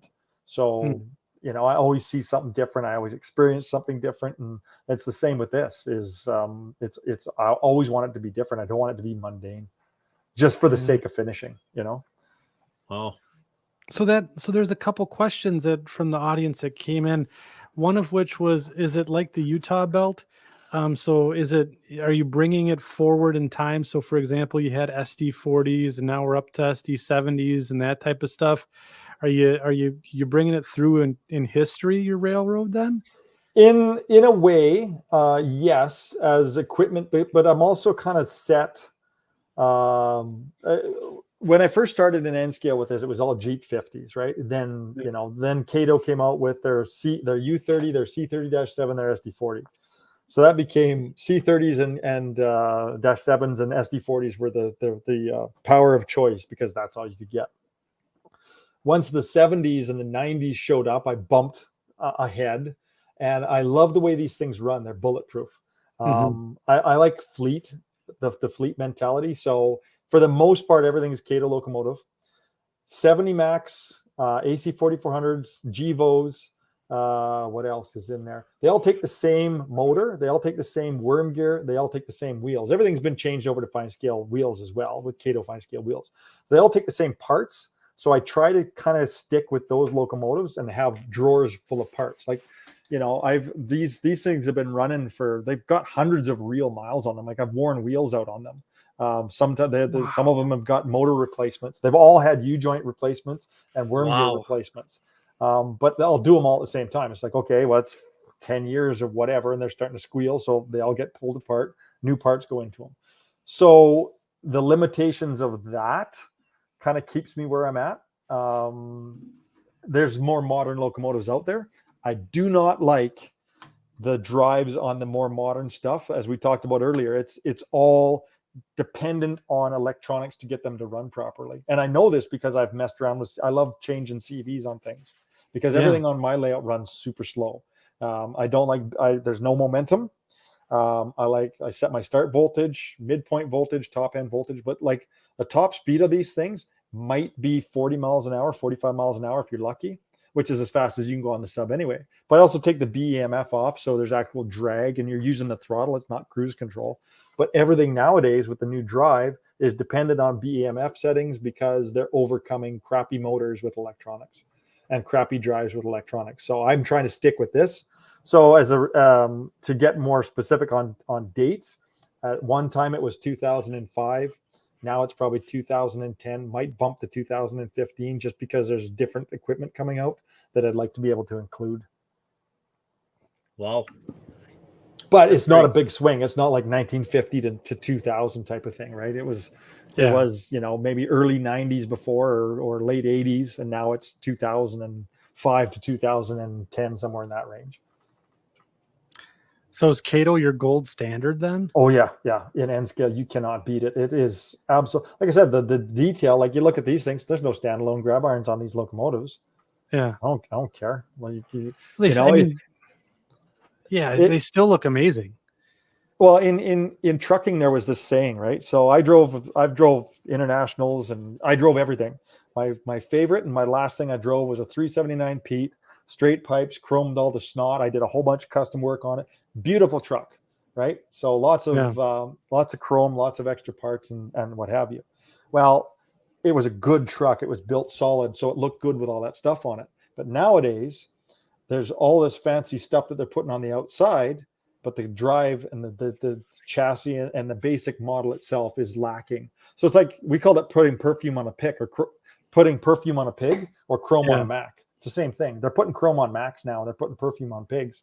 These things, they run gorgeous. If you want to detail the snot out of them, detail the snot out of them, because all the parts are there. And then guess what? That's modeling again, right? Because Mike was talking about Blue Box. I remember Blue Box back in the day, and you're drilling out for Detail Associates grab irons, and if you wanted anything Canadian, you're hacking cabs and you're changing steps. And there was a guy up here, miniatures by Eric Busby, and he did a whole bunch of brass castings, and his kid did a bunch of he's not that much younger than me now, but they did they got into all these resin detail parts and brass detail parts and stuff, and the locomotive weighed 14 pounds because of all the brass you put on it, but it was awesome.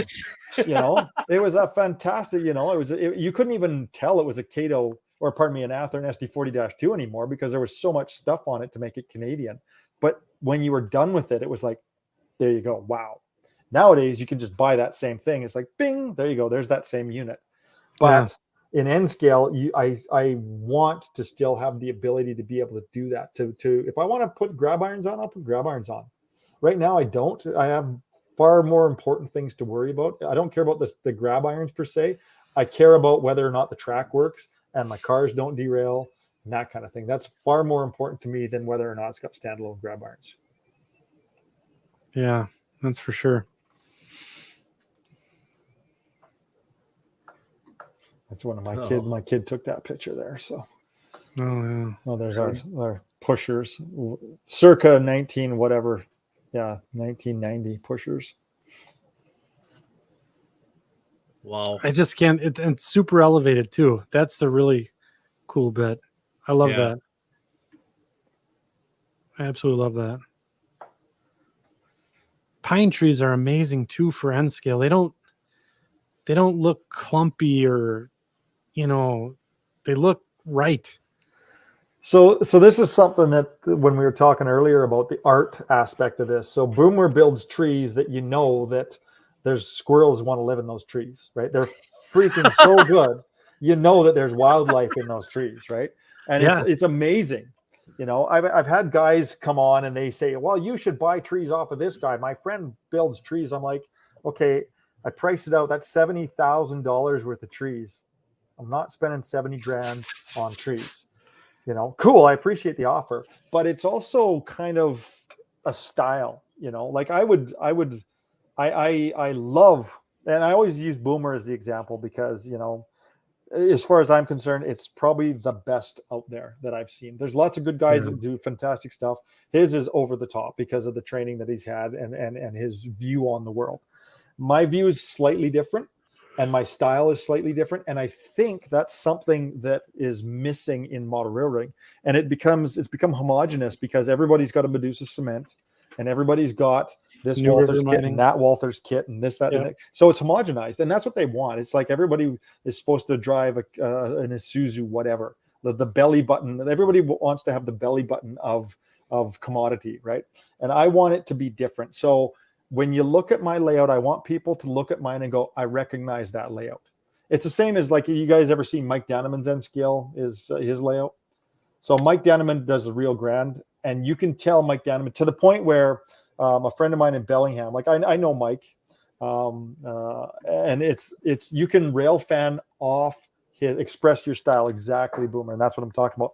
You go to Mike Danneman's layout and you look at his backdrop. He's a commercial artist, and you can rail fan the Moffat route off his backdrop. Like I looked at his backdrop, I'm like, okay, big 10, little 10. So we went out and a friend of mine were down there. We drove up highway, what is it, 70 or 72 or whatever it is. And I look over and I'm like, hey, that's on Mike's backdrop. And I look down and go, oh, there's the Big 10 curves, because I recognize that from his backdrop. Now that's cool. But you look at his work and you recognize his style. He did a backdrop for another friend of mine that was living in Bellingham. And I knew it was Mike's backdrop because I just know his style. And I want people to look at what I do and go, okay, that's this. And if not, then if someone's copying it or trying to emulate it, I find that flattering. You know, like you know that Boomer's layout is Boomer's layout. You just know that, right? And there's other guys out there that you know what they're doing. You can just tell because they've got a style. And I think that's cool, because that's where the art comes into it, is everybody's got their own style and their own presentation, their own way of trying to present what they're observing in the world. And mine might be a little bit, because these trees are, you know, they're decent trees as far as I'm concerned. These I'm doing better ones than these now, but they're decent, but they're mass production trees, because I need thousands of them. You know, I need absolutely thousands of them. So I want to do a mass production tree the best that I can, without taking the rest of my life to build a forest full of trees. Yeah, and that, but I mean, they look really good. They look I mean, amazing. They look like they came out of a box. Yeah. I hate to say that, but I mean, they look like a production tree, but every one of them is like, you can see individuality in each one of them yet. Right. None of them look the same. None of them Some look are the thin same. in the middle. Some are, you know, thick. Some are, you know, like equilateral triangles. Some are misshapen. You know, Yeah. that's you know, it's the variability or the variety, right? And then look at the aspen trees in the background there too. That's just silly, you know. It's in a good way, you know what I mean? Like, it's just it's really cool how you have the groves of them clustered together, because that's how they grow in real life. Well, you know, and you another don't ever thing, see them isolated. one thing that I talk about on my members side of the channel is how you use trees and scenery to highlight things. So if you start looking at the aspen trees in particular, you start looking that they point to things. Not so much here because of the angle of this, but if I want something to be noticeable, I usually use aspen trees and I'll form a wedge, and your eye follows that wedge down and it points at something. I don't know if I can find, let's see if we can find a picture which shows that. It's just little tricks, right? So yeah. Where this isn't a really good, because it's not enough of an overview. But for instance, these trees are coming down and pointing down at the tunnel, right? Yeah. There's further up from this scene, there's a bridge that crosses Michelle Creek, and the trees on each side of it wedge down and point at each end of the bridge. So you focus, because your eyes are drawn by that yellow down to the bridge abutments, and then the streaks on the bridge abutments focus because of this, the way they're streaked. It's like, okay, well, then that's cool. And then even the rocks that are in the river, you use the rocks in the river to point to specify a direction of water flow or a current, or even, you know, to help with the scene, the way the angle is on the water, the way the water flows through. It just, everything to me comes down to how you point, how you point and how you accent the stuff that you want people to see. Versus, because a lot of this is, you know, if you're putting 5,000 trees on the layout, a lot of it is just stuffing trees into styrofoam. It's like, oh man, it's like, holy smokers. But it's got to be done. But not every square inch of this layout is museum quality. It's highlighted scenes with homogeneous stuff in between that might just be taken up with, you know, and for instance, on the top level with trees and, you know, a pile of trees. On the bottom level, it'll just be flat grasslands.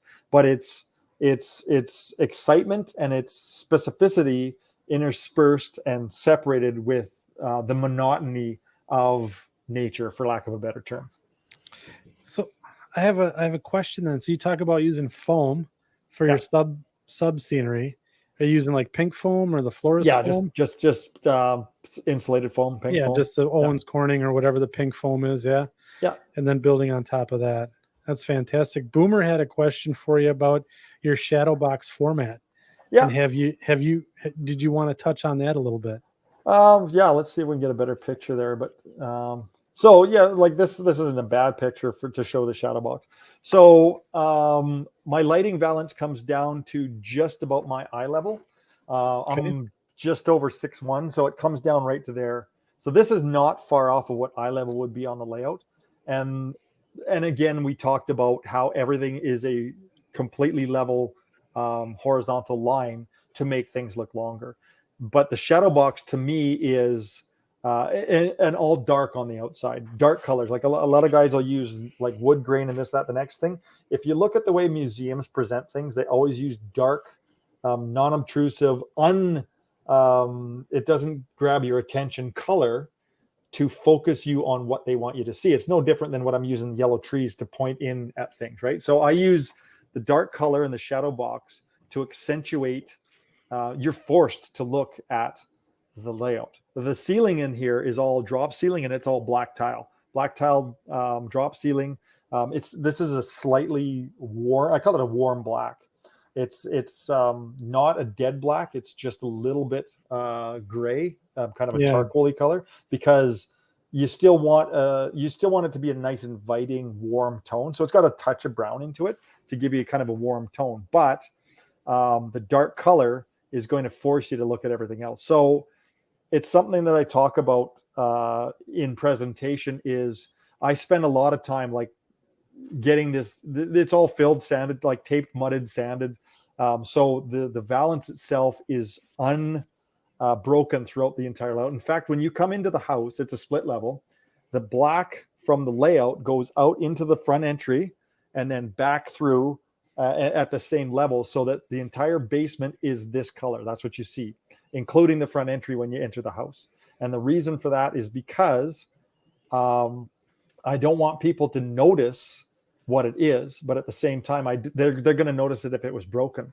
The layout, the fascia, the valance, unbroken throughout the entire layout. It wraps from the front entry all the way around, unbroken throughout the entire basement, back to the front entry, and that color continues through the entry itself.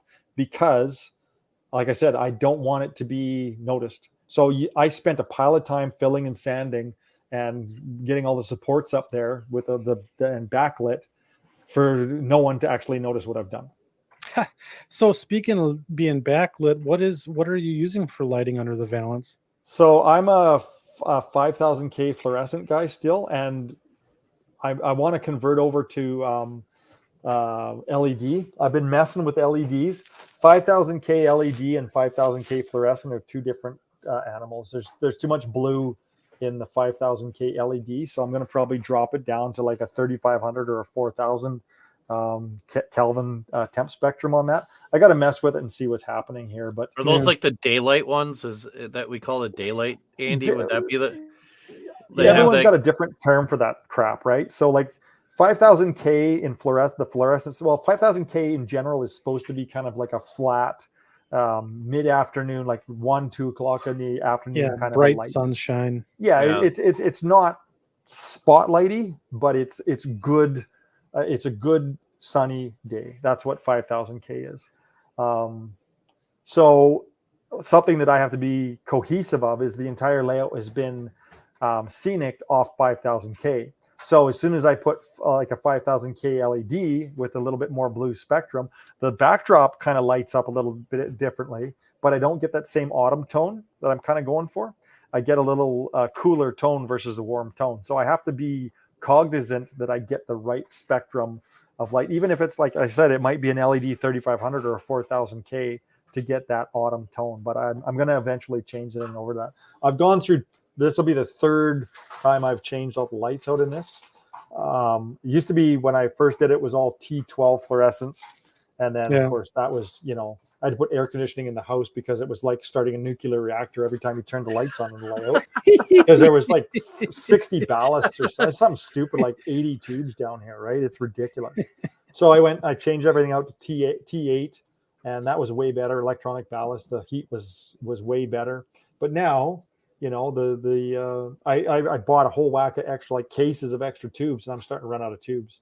So the layout's starting to it's starting to show age in certain ways. Like, now every time I go down there, it's like another tube is frying. So it's like, okay, I gotta figure something out, and I gotta just go, and I go all in. Like I said, 110% or 115%. I'll just go out and I'll buy, twice as many tubes as I need for everything, and spend $1,000 or $2,000 on freaking tubes. It's like, well, bite the bullet now, and you're gonna have tubes for the next 20 years, type of thing, right? So it's at that stage where I just gotta, step off the ledge, as it were. Yeah. Buy once, cry once type mentality. I'm full in with that. Like, it's whatever, just do what you got to do and get it done and over with. Yeah. So interesting. One more question here from Kenneth Oriel. He says, do you have any thoughts on how someone might scale down your layout philosophy for those who only maybe have half of or a quarter of the space that you have? It's a good question. So it's dependent on what you're trying to accomplish. So if you're N scale with half the space, you're going to be able to build a decent layout in half the space. Like, in all fairness, if I was going to do this again, I wouldn't do this. But I've committed for the last 30 years to this layout. So it is what it is. I don't need the basement space. So I do, I just do what I do, and I just move forward, right? If you had a quarter of the space, my personal opinion, and we talked about this earlier, is that the less space you have, the bigger the scale you should have. So that's where HO shelf layouts come in fantastic. Like, if I only had half the space or one wall, I would probably give this up, and I would go HO shelf layout and do an industrial switching layout. Really? Yep, that's what if I was going to do it over again and didn't have the space that I do, I would probably do that. And that being said, people ask me, what if you had twice the space or 4 times the space? Would you go to HO? And I'm, nope. I would build this same layout. Or, I would, if I had twice the space, I would still do N scale. I'd just increase the radiuses on my curves to 48 inches instead of 33 or 36 inches. Because the more space you have, the smaller you should go. Because now you can start talking prototype scenes versus non-prototype scenes. That's why HO is so great for shelf layouts and industrial, because you can do prototype scene with HO, prototype industrial park. It's brilliant for that. My layout's 11 inches wide. 11 inches long, did you say, or wide? Wide. Yeah. Wide. Oh, there you go. Yeah, it's 11 by, what is it? 11 by 30 by 11. There you go. Goes a big C, but it's 11 inches deep. Yep. That's it. That's all you need. Building flats but it's switches an S, and places to but spot. it's an S scale. S scale. So it's like, but I run 4-car trains. Yeah. Did you ever go to Matt's place and see his beer line layout? No, I haven't. No. Yeah. That was pretty cool. All S scale and just a big switching layout. It was awesome. So really, really neat the way it was. Lots of operating potential. Yeah. So we're going to get a few rapid fire questions here. Eric from IMRROCom Model Railroad says, back to a question I missed on early. MTL plastic wheels or metal wheel sets? Metal. Yeah, but specific metal wheels. So BLMA came out with metal wheels and trucks with a lower bolster height. So when they came out, and this is that thing about just buying stuff, I bought 500 pairs of trucks or 700 pairs of trucks to do the entire fleet. I love those wheels. The Atlas bought them out. You can still get that truck from Atlas sporadically, but Tangent has a beautiful metal wheel that's based off that. And it's one of the only wheels that has back detail. So I like the back detail for tank cars. And then Andrew DK asked, you mentioned adding drag to your cars. Did you modify the weight too, or do you follow NMRA standards? NMRA standards if I can, absolutely. Okay. Boomer says, do you use celluclay over foam predominantly for your scenery sublayer? Absolutely, over everything. Celluclay over everything. I didn't before, but I've recently, well, I shouldn't say recently. I didn't a number of years ago when I first started it. I didn't do that. That was when my dad was still alive, and he was one of those good enough guys. So it was like, good enough, just paint it and throw some flocking over top of the foam. And I find that the cellular clay works way better because you can manipulate it and you can sculpt it and mold it to exactly what you want. And it gives you a nice sub base too. And because it's water soluble, it's not super hard, so you can still just poke trees right through it. Yeah. I like using it too. The cellular clay is basically everything you see behind me is cellular clay on top of foam. Yeah. It's really, really good stuff. I've messed with Sculptamold too, and I can't remember because Sculptamold is not as easy to get in Canada as cellular clay. I can get it anywhere. But Sculptamold, I can't remember. Does it dry harder, like kind of crusty because it's got plaster in it? Plastery. Yeah. It's kind of like a plaster of Paris type of thing, isn't it? Yeah, like cellular clay. I like putting it down, and it takes a while to dry, but whatever. Give it a day or two to dry up, depending on the thickness, and you're good to go, right? So another question coming in about layout, structures on the layout. I might have missed those photos. Do you have any structures on the layout? Right now, let's see. If I went let's go from east to west. We'll go westbound across the layout. There's one office so there's a seed cleaning plant at Pincher and an office for the pusher crew. There's a paper plant that's good sized paper plant at Cowley. The next structure is there's an office at Burmis for like a little aggregate dealer, which is just basically a pile of gravel and a bobcat. That's it. And then there's a cement plant, and then there's one more office structure, like a little Arco or whatever you call them, little metal prefab structure up at Crow's Nest. That's it. Because there's no where I'm modeling, it's nothing. There's nothing there, and it's wide open space. There's not really a whole lot that you go through. Wow. There'll be a truck stop at Pincher because there used to be way back when I was trucking down there in the late 80s. So I'm going to put a truck stop in there. And a friend of mine, Jeff Arnold from Prairie Shadows, he's doing some custom trucks with Pat Sanders from Trainworks, and they're absolutely stunning. So I'm going to put a truck stop in just so I can include some of that stuff. And that's why I got lots of Highway 3 showing too. I can throw trucks and stuff up there. So yeah, this is brilliant. This is really, really impressive, Grant. I thank you for sharing this with us, and not only your process but your philosophy on things. Next, we'll have to have a follow-on conversation at some point too, maybe off air. What are your thoughts on some of the non-Cato drives out there? Because I love Cato too, so I'm just curious. So. There's some good stuff. Don't get me wrong. There's I got you. I got you. There's some absolute garbage, and I've done some videos on fixing some deficiencies and some stuff. Like good drives, just bad execution on the way things were put together. But Mike asked earlier whether or not he thinks that the companies will come around to figure this out, and my short answer was no, because I've been asked by quite a few N scale companies to test this product and give me feedback on this, and this is that, and this is this, and I shouldn't say every manufacturer, but a lot of times it becomes they want you to say this is great. They want you to blow smoke up their butt versus tell you what's wrong with it. And I tell people what's wrong with it. And they don't like that. So do I think things will change? The only way it's going to change is if people stop buying it. If you don't like something, don't buy it. If you're gonna buy it and squawk about it because you got to modify it, then just don't buy it. And then maybe these guys will. That being said, and Michael backed me up on this, is anytime an HO company gets they venture into the N scale market, and then they mess things up because they don't listen to the N scalers, and then they go, N scale doesn't sell.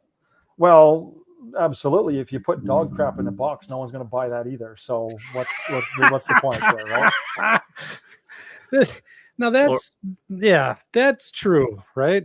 Yeah, like do it properly, and take the opinion and the expertise of the people that actually mess with this stuff and are afraid to hack it apart and learn from that. And if it's viable, make it happen. And don't go with one guy, because one guy doesn't have all the answers. Go with a multitude, half a dozen guys, and You see what gotta have a happens. beta test group, right? Absolutely. Yeah. And I've had manufacturers, they go, what's wrong with this? This is what's wrong with it. And they fix it. And I'm like, perfect. That's exactly the way this process is supposed to work. Right. Or they put me on the phone with some guy in China, and it's like, I can't explain this to this guy unless, and that's the way this is supposed to work. It's not just like, well, this is our name. And, we have this fan following, so you should just buy it because this is who we are. That's not the way it's supposed to work. So, Right. Yeah, I mean, on our side, we can't even get anybody to come over to the scale to try to manufacture anything, for crying out loud. And the ones that are diving into it are making things that will not draw anybody to the scale. It will simply pander to those that are still in it. Yeah. So to say, I'm trying to say this delicately. Life support. To a degree, Say it, Mike. The transition era guys have had their day in S scale. It's time for the contemporary modelers from everybody from 1965. We have a big discrepancy in S scale. You have a GP35 and then you have an SD60. Yeah, there you go. All the models, nothing in between. There was some brass stuff that was done, but like 10 of each of something, and good luck trying to find them. And so, let's come out with another 40-foot boxcar come out with you're looking at hundreds of different pieces of equipment that are in between there that need to be done. And that's why I said whoever decides to venture into S scale is going to be rich. Well, because they will buy it. Well, you're not going to be rich in model railroading unless you start off that way, and then you're going to lose half your richness, right? So right. It's just the way it works. True. But yeah, Charlie Volk said it best. He said, "What gets built is what's easiest to get drawings of." So unless you're going to go out and do your own research and this, that, the next thing, the manufacturers are getting into this because they want a quick return on dollar. So if they can get their hands on something that hasn't been done, but the drawings are readily available, that's what's going to be made versus something where they got to spend a bunch of money and resources to research something that hasn't been done. And it could be something that's not even going to hit the market well, right? So, how about cars that they've already done in other scales that they've got all the research for? They just need to scale it up. Well, no, I agree with that. I agree with that too. Scaling it up is one thing, but if you want to take the inverse, scaling it down doesn't work. There's a passenger train set out there that is a perfect example of that. It got scaled down and it doesn't work because there was a discrepancy in the way the scaling down process worked. So that's the thing is for S scale, because we all know that most things are the market is HO. That's the market. There's no doubt about that. That's safe, and that's where the money is to be made. If there's any money to be made in this, in N scale, there's money to be made because I think there is a changing of the guard in a sense, because N scale, the better it gets, the more that people see what can be done with it, there is more market share for the younger generation entering the hobby. S scale, it's a modular scale. It's like I attribute to S scale kind of like the narrow gauge O scale. It's kind of the same sort of niche market, right? I don't know if you agree with that or not, Mike, but that's kind of the way I see it. It's a modular scale. There's no doubt about it. Yeah, to a degree.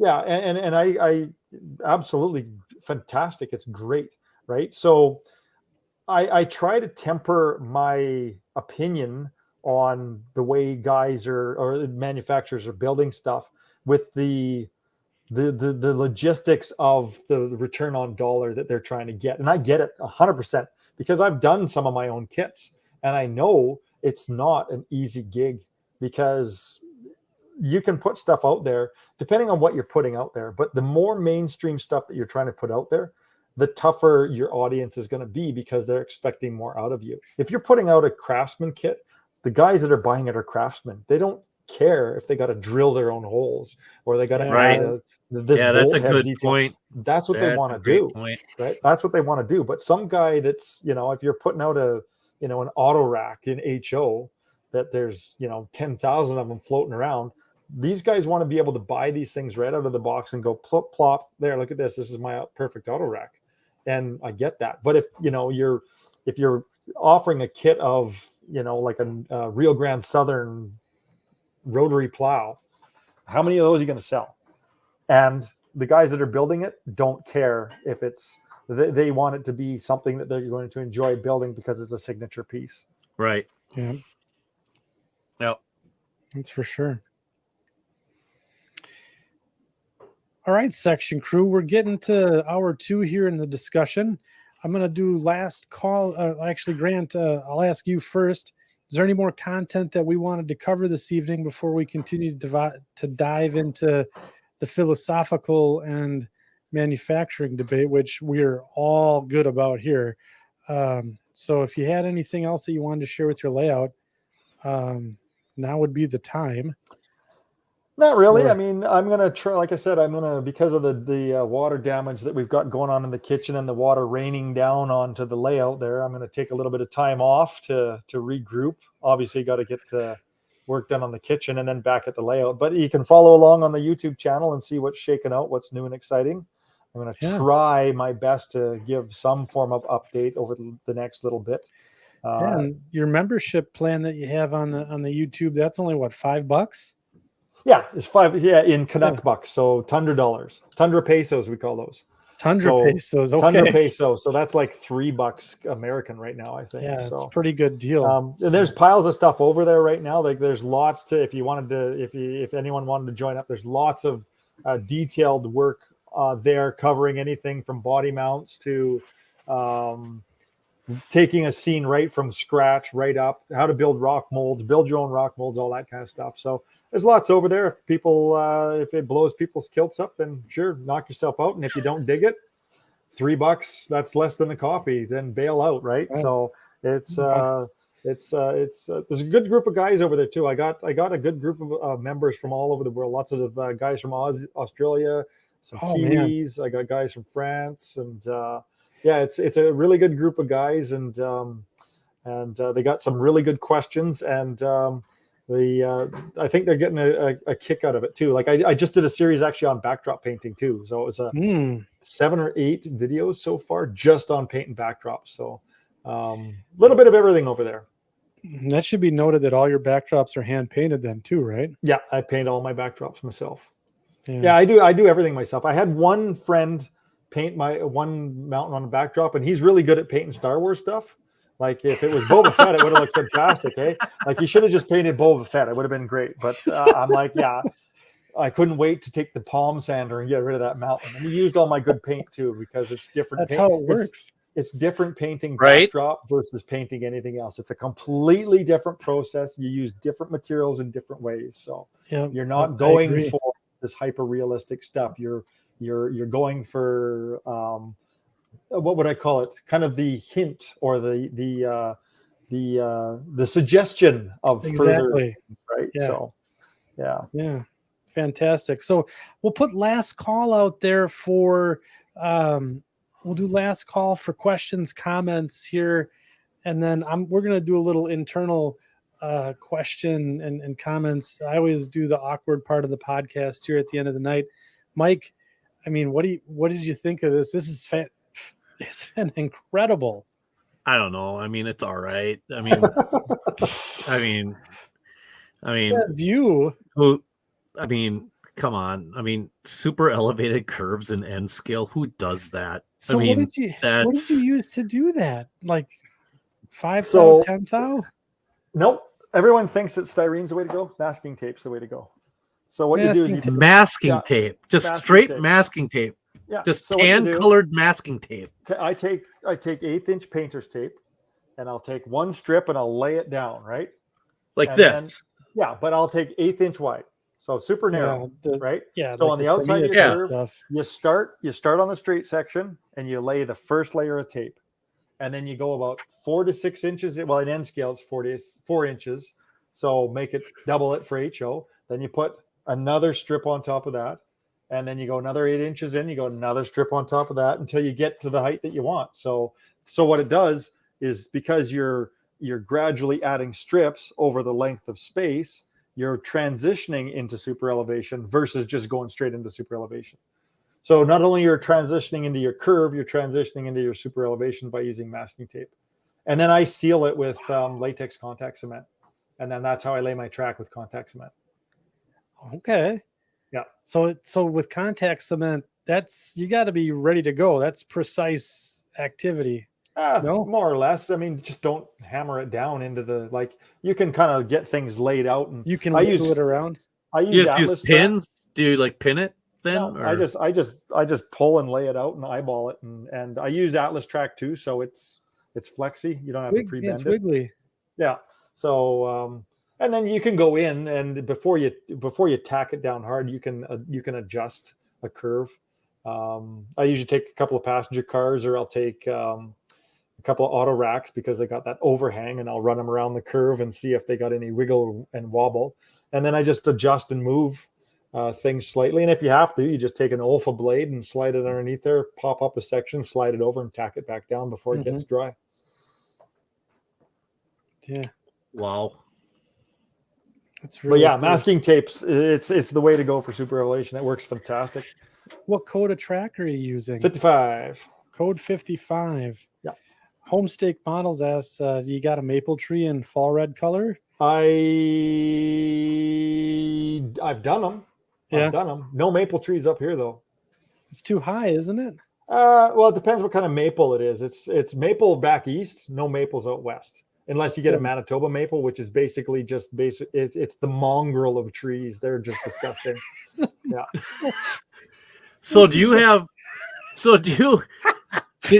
Did you include anything, like, I know our friend Thomas Gager on his layout, he's got Sasquatch on his layout. You got to kind of find Sasquatch. Do you have any kind of fun little things like that, to where or something where you have it on the layout where you're like, I want to see if somebody says something about this, because I'm just going to put it here and not say anything and see if somebody says something?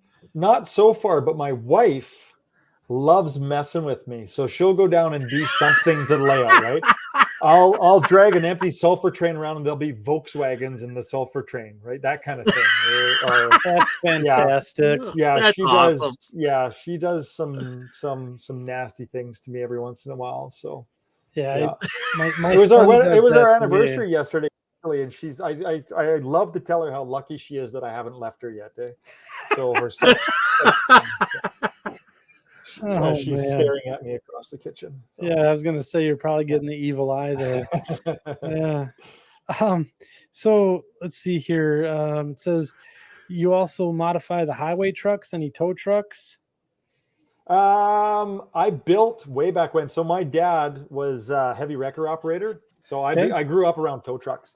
So I had a Western Star I think the chassis is still kicking around in a box somewhere.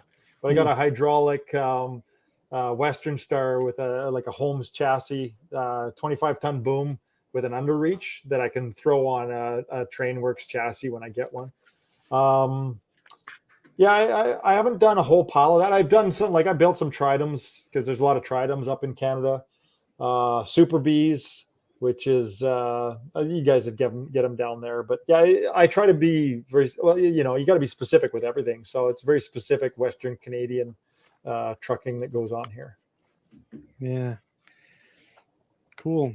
That's awesome. I gotta say, just again, thank you for coming on the show this evening. Layout's awesome. Well, it's my pleasure. I figured I was only going to talk for an hour, but no, No, that was an hour ago that you were only going to talk for an hour. That's right. Well, you guys, as soon as someone mentions, and I get going and I get wound up, then watch out, right? So yeah, I just hope I didn't get too ranty at the beginning there. No, not at all. No. This is all fair play for us this evening, and that's what we're here to talk about. I mean, you got to have that. It's okay to express yourself, right? Yeah. And if you have opinions, and you're going to find that a lot of people here will have the same opinion. So it's again, the crew is really good, that's for sure. A quick question: a couple people say happy belated anniversary. And then, does your wife join in the op sessions if she's moving around? That is a fantastic story. So I got a great story about that. She's done the odd one, but during the modifications I'm doing to the back of the house, I'm moving the washer and dryer upstairs. So it used to be downstairs, right in the middle of the layout room. It still is. That's when I moved the furnace and the hot water tank, I moved the laundry facilities right beside it so you can go past it. So one op session she comes down to do laundry. She got her hands on a radio and asked for a clearance to the washer and dryer, eh? Oh, no way. Yeah. That's so too the RTC funny. issued her a clearance to the washer and dryer, and she did laundry. Oh, and you guys played along. That's great. Yeah.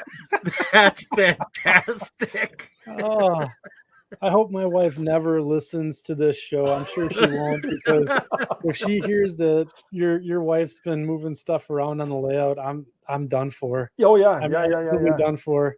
Yeah. So yeah. My son, he's 13. He messes around a little bit too. He doesn't build. He doesn't really like building on it and that kind of stuff. But he'll come down and he's great with the radio and the art, like the paperwork and stuff. He's really good with that. In fact, there's a couple of videos on my channel, operations videos, where I include radio chatter, and the voices are my wife and my son and myself. So we do all the radio chatter for those videos. So they're kind of fun because it's right off of like there's an RTC and it's right off of the OCS forums and the whole works. Yeah, that's cool. That's really neat. Yeah, I have to bribe her though. Like I'm looking at the latte machine right now and show the espresso machine and her longing eyes. I haven't made her espresso tonight. So I think we better turn you loose. That's the payment, is the nonstop supply of lattes. So small price to pay. Yeah. We'll turn you loose here in a second so you can get to the evening cup of coffee. But I again just want to extend my thanks. You can find Grant and his fantastic YouTube channel at Southern Alberta Rail. I have it in the show notes. I've also posted it in the chat a handful of times this evening. Definitely check it out. And again, it's the membership. I'm not not sponsored here. I'm not trying to.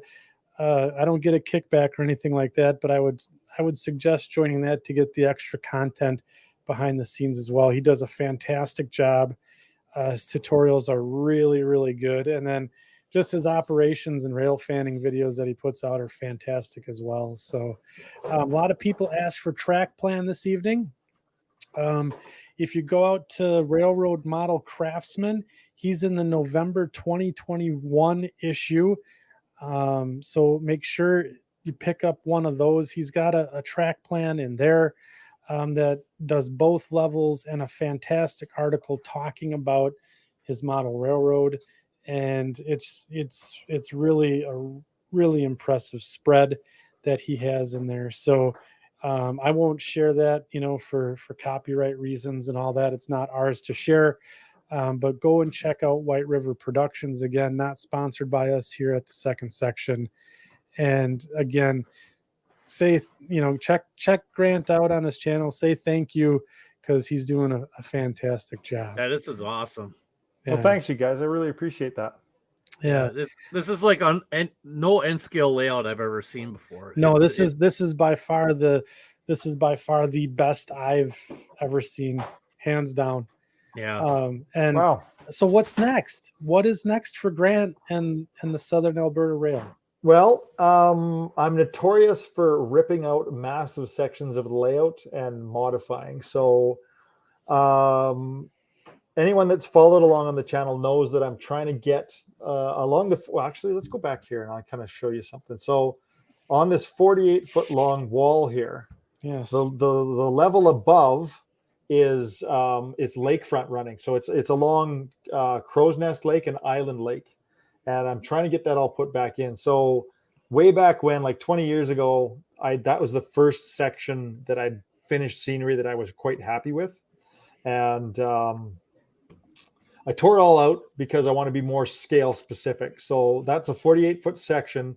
It's basically just running along the shores of a lake. I want to get that taken care of. But I got to move some track. I got to pull out a siding, move a siding around the corner. And then I get these ideas like, okay, well, if I pull the siding out and I put in some more hidden track, then I can get an extra half a scale mile. I can get another shadow box in. I can change the dynamics of the scene. One section of this layout that the prototype goes through is the Frank slide. It's a massive rock slide that came down and buried not just the railroad, but an entire town. If I do what I'm thinking about doing, I can actually model I don't know how I'm going to do it yet, but I can model the Frank slide. So that's a possibility for future. Like that'd be way off in the future. But when I get back at this, I want to continue along that wall, and I want to get that lake running in, because it's just, it's just wiggling along a lake and trees behind, water in the front. It's awesome. It's such a signature scene. Such a telltale sign of the area, and so well known. There's so many photos that have been taken there. I just want to be able to do that justice. And if I can get that done, then I'll be happy until it's time to rip another end of the layout off. So, jeez. No moss grows on the rolling stone. My favorite thing, everyone's got their favorite thing to model railroading. Mine is actually the look on my friends' faces when they come over and there's a chunk gone, and like 3 weeks later it's back better and scenic. I love being able to do that, but I'd have to steal that. Well, I remember one of my friends came over and knocked on the door one day, and it's when the front entry was gone, and it's like I said, it's a bi-level, so I had to reach up to turn the doorknob. And I opened it up, and all he could see was this, right? And he's like, "What the?" Yeah, there's no op session tonight, dude, because the whole front half of the layout's gone, and the Grant has turned into nothing but a floating head. That's right. You foobar, folks. Yeah. Oh man, that's fantastic. Yeah, like I said, I want to take a few months off here and just kind of reset until until the wind blows the kilt up again, and then we'll go at it. So I'm in the process. Like I said, I made the mistake of going back to work after being retired for the last 3 years, and it's all for a good reason. Like I'm working with this construction guy and a good friend of mine, and it's like, okay, well, tell you what, you're going to pay me in the garage that we're going to build together, so I finally have a shop versus doing everything in the basement. So there you go. That's the end goal here, is to get a proper shop built. So well, it's a good future for the Southern Alberta Rail. Well, we'll see. Yeah. Well, thank you again for taking the time and spending it with us. I really enjoyed this, you guys. This was my pleasure. Thanks so much for inviting me and having me on. So the pleasure is all ours. Trust us. Seriously all ours. This is entertaining, fantastic, informative. We couldn't ask for more. That's for sure. You should learn to open up a little bit, Grant. You kind of a little bit. Yeah, I've been accused of being shy in the past. Being shy, yeah, you're a little too shy, a little introverted. I can see that. Yeah, that's all right. That's okay. So again, my wife has a perfect shirt for me. It says, "When I want your opinion, I'll give it to you." It sounds like a lot of stuff that gets said in my household here. Yeah, no kidding, right? I'm usually on the receiving end of those comments myself. So good stuff. So if you want to see more content like this, more interviews and more sharing the knowledge of model railroading, be sure to subscribe to our channel. And again, that doesn't cost you anything, and it's a great way to support us here. We also have a Facebook group if you're keen on Facebook and you want to check us out there. Second Section Podcast. We up to almost 800 members now, and I think we're at over 1,500 subs here on the channel. So make sure you subscribe. Check us out on Facebook. We're sharing a lot of good tips, answering a lot of questions for modelers over there too. And again, Grant, this has been a fantastic evening, and thank you so much again. And we will see you all in the section crew in 2 weeks. Good night, everybody. Thanks, guys. Good night.